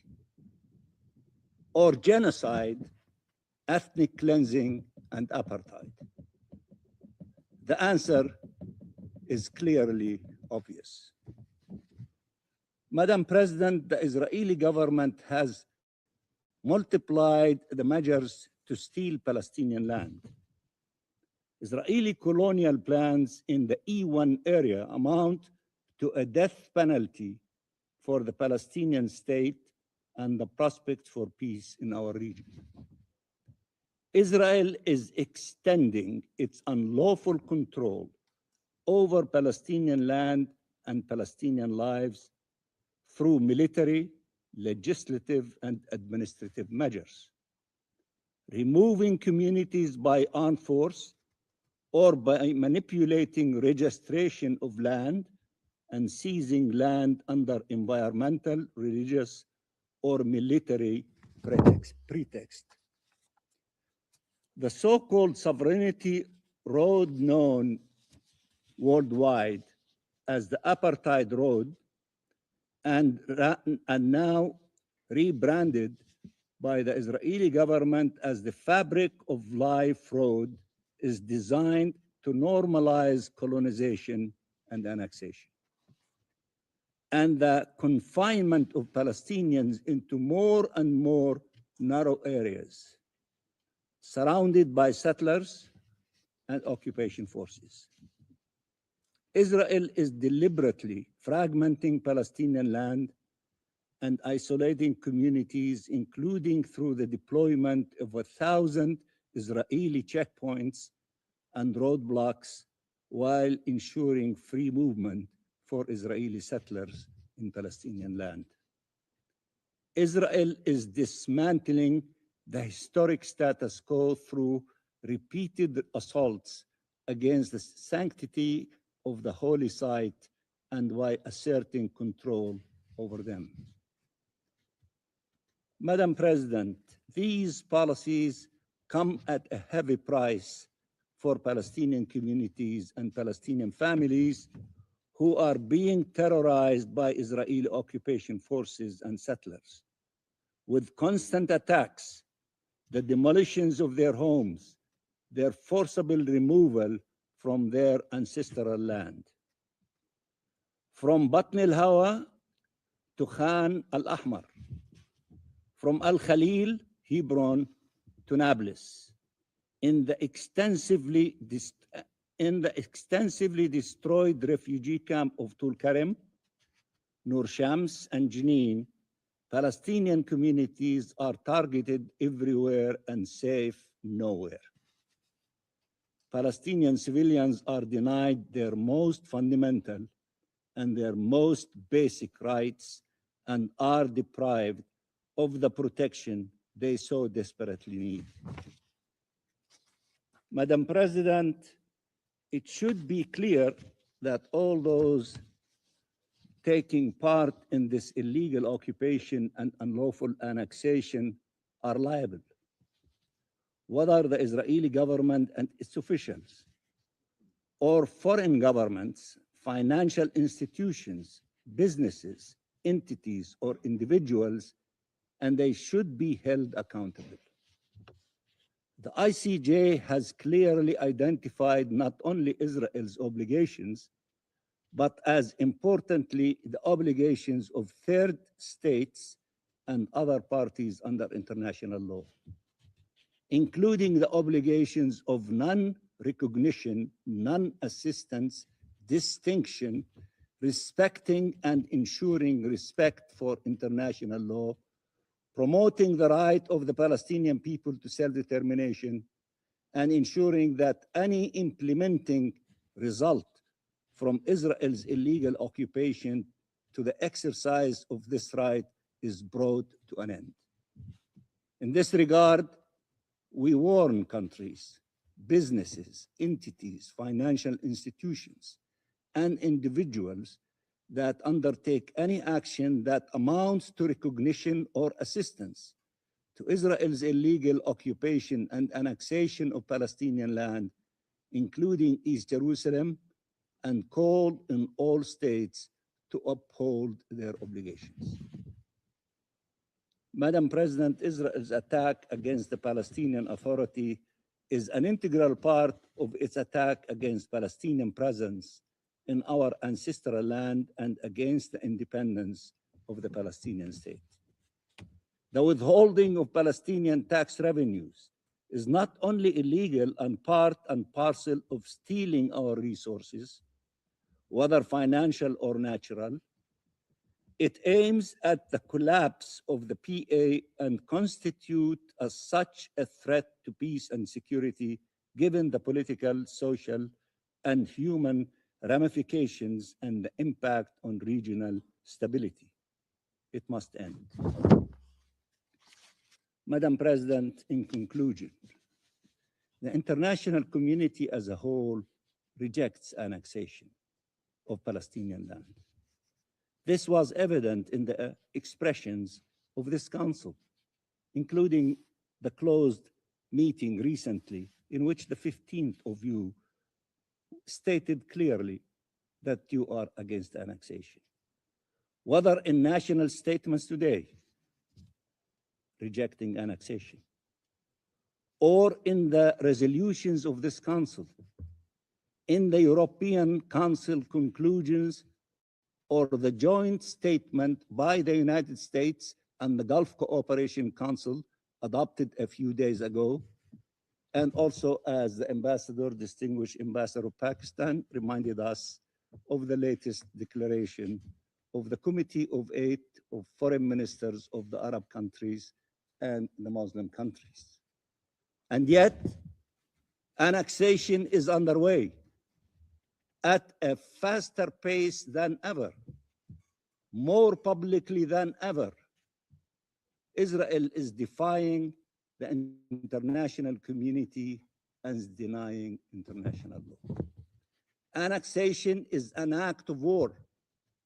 It kills all peace efforts. It cannot be bargained with. It must be stopped. The time for condemning and rejecting annexation is over.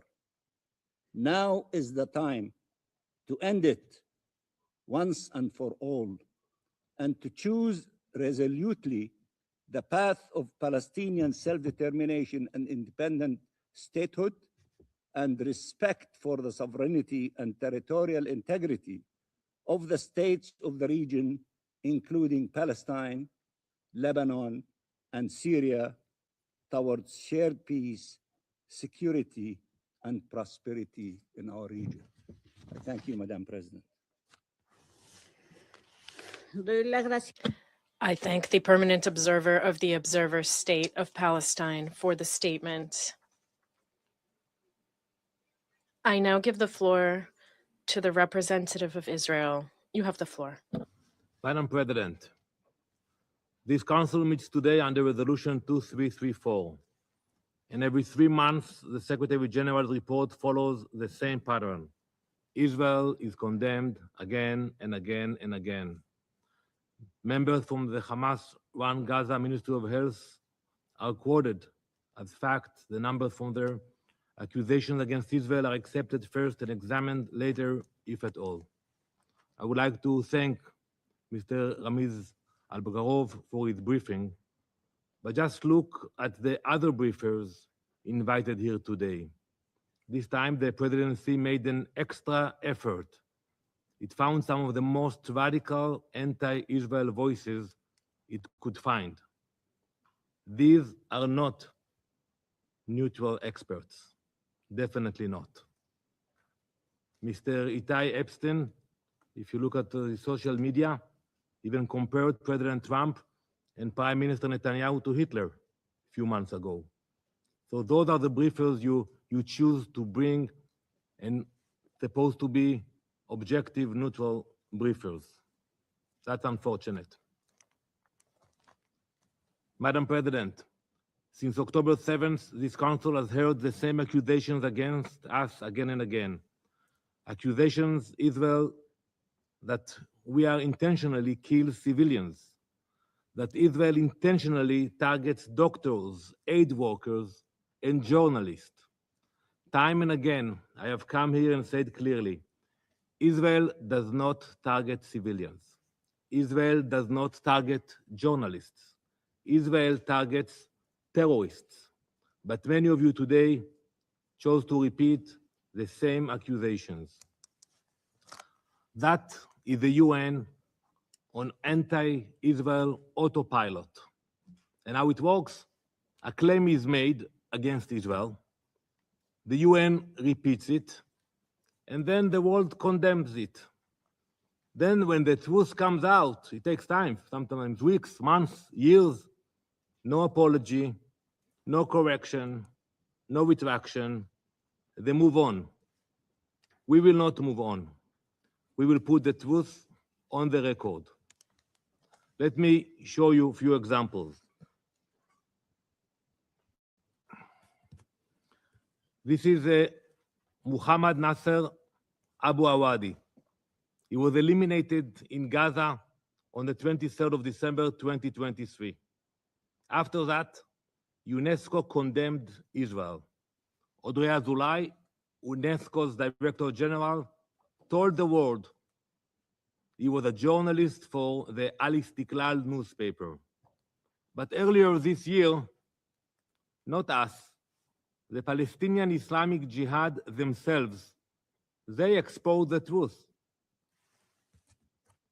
They confirmed that Abu Wadi was serving in their military wing. Journalist or terrorist?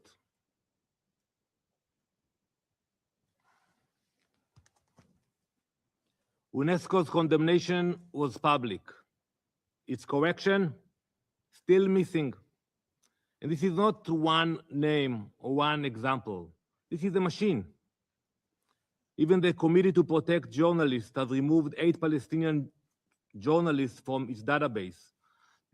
And now it's reviewing the rest because Hamas and Islamic Jihad exposed the truth.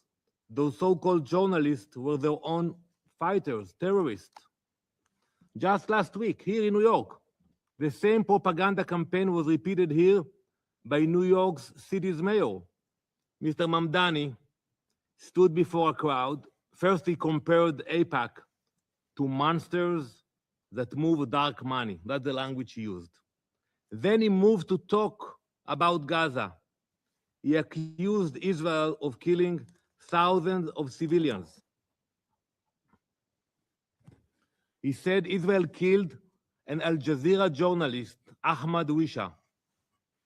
Mr. Mamdani, we have the video. We have the evidence.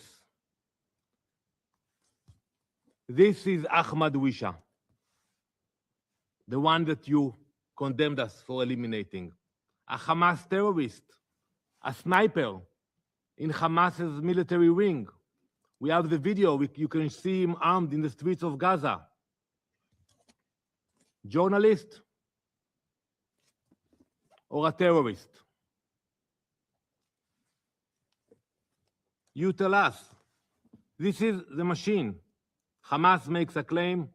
The NGO, ecosystem, rapporteurs, briefers, they all repeats the lies. And then a UN report rubber stamps it. The world media broadcasts it, and Israel is condemned before the facts are even checked. We see the same pattern with UNRWA.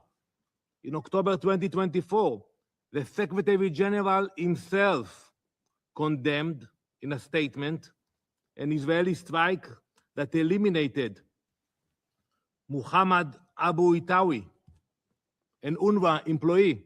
I think it was over the weekend, late at night, the SG put that statement. He called him another one of our UNRWA colleagues. But who was that colleague that the Secretary General put such an emotional statement? He was a Hamas Nukba commander, a terrorist involved in the October 7th massacre near Re'im. UNRWA worker or a terrorist? Again, you should tell us. This is not one-off. For years, Israel warned this council that Hamas has infiltrated UNRWA. For years, you ignored it. Now UNRWA itself has fired 70 employees over security concerns. Security concerns about what? About Hamas. And still, this report condemns Israel. That is a problem. The obstacle to peace is not Israel, it is the radicals, it is Hamas. If you will not listen to Israel, then listen to the Gazans risking their lives to say it. On Friday, Palestinians in Gaza called for a day of rage against Hamas. But the protests could barely take off. Why? Because Hamas sent armed men into the streets. It threatened protesters as collaborators, and it warned them they could be executed.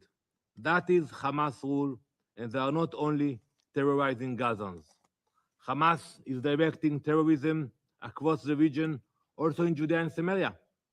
Days ago, we exposed a Hamas network in Turkey, planning attacks against Israelis in Judea and Samaria and other parts in Israel. In the past year alone, we have stopped dozens of Hamas planned terror attacks. This council should be focused on pressuring Hamas to stop rebuilding its terror machine and disarm. The same is true in Lebanon. Over the weekend, Israel and Lebanon reached a historic framework agreement after direct negotiations by the United States. We want to thank the US for mediating the talks. This is bad news for Hezbollah, bad news for Iran, and good news for the people of Lebanon and the people of Israel. How do we know that? Because Hezbollah condemned it, Iran condemned it, they called it a disgrace. They're even threatening now the Lebanese ambassador who signed the agreement in DC last Friday because they are afraid, and they should be afraid. because this agreement points to a future, hopefully, God's will, inshallah, where Lebanon is not controlled by terrorists, a future where Iran does not decide Lebanon's fate, but the framework alone is not enough. The implementation, that's what counts. The Lebanese armed forces must deploy, Hezbollah must be removed, and Iran must be pushed out from Lebanon. Israel does not want to remain in Lebanon. We are there for one reason, to protect our people from Hezbollah. So I ask you today, put your pressure where it belongs, on Hezbollah to disarm, on Hamas, not on us. Madam President, the irony is impossible to ignore. Today, as we speak, the UN opens its high-level conference on counter-terrorism. The Secretary General will speak, ministers will speak, and counter-terrorism chiefs will gather. Everyone will talk about fighting terror. But when Israel actually fights terror, we are being condemned for that. That is hypocrisy. We have lived the consequences of terror. Today, in that conference, Rachel Goldberg-Polin will address the conference. She will speak as a mother whose son Hirsch was taken hostage by Hamas and murdered in a terror tunnel in Gaza. This council should listen to Rachel Goldberg-Polin, should listen to the victims of terror, listen to the country fighting terror day and night. Madam President, before I conclude, I was here in this room 10 years ago. I was actually sitting on the same chair 10 years ago when that resolution passed. I warned my colleagues that the resolution would not bring peace. I said it would be a victory for terror. I wish I had been wrong, but I was not. It became exactly what we warned. It's another weapon against Israel, a distraction from the terrorists blocking peace.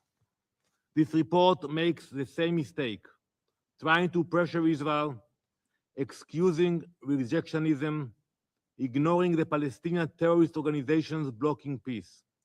So today, do not repeat the mistake. Put the pressure where it belongs, on Hamas, on Hezbollah, on Iran. Thank you. I thank the representative of Israel for that statement. There are no more names inscribed on the list of speakers. I now invite council members to informal consultations to continue our discussion on this subject. The meeting is adjourned.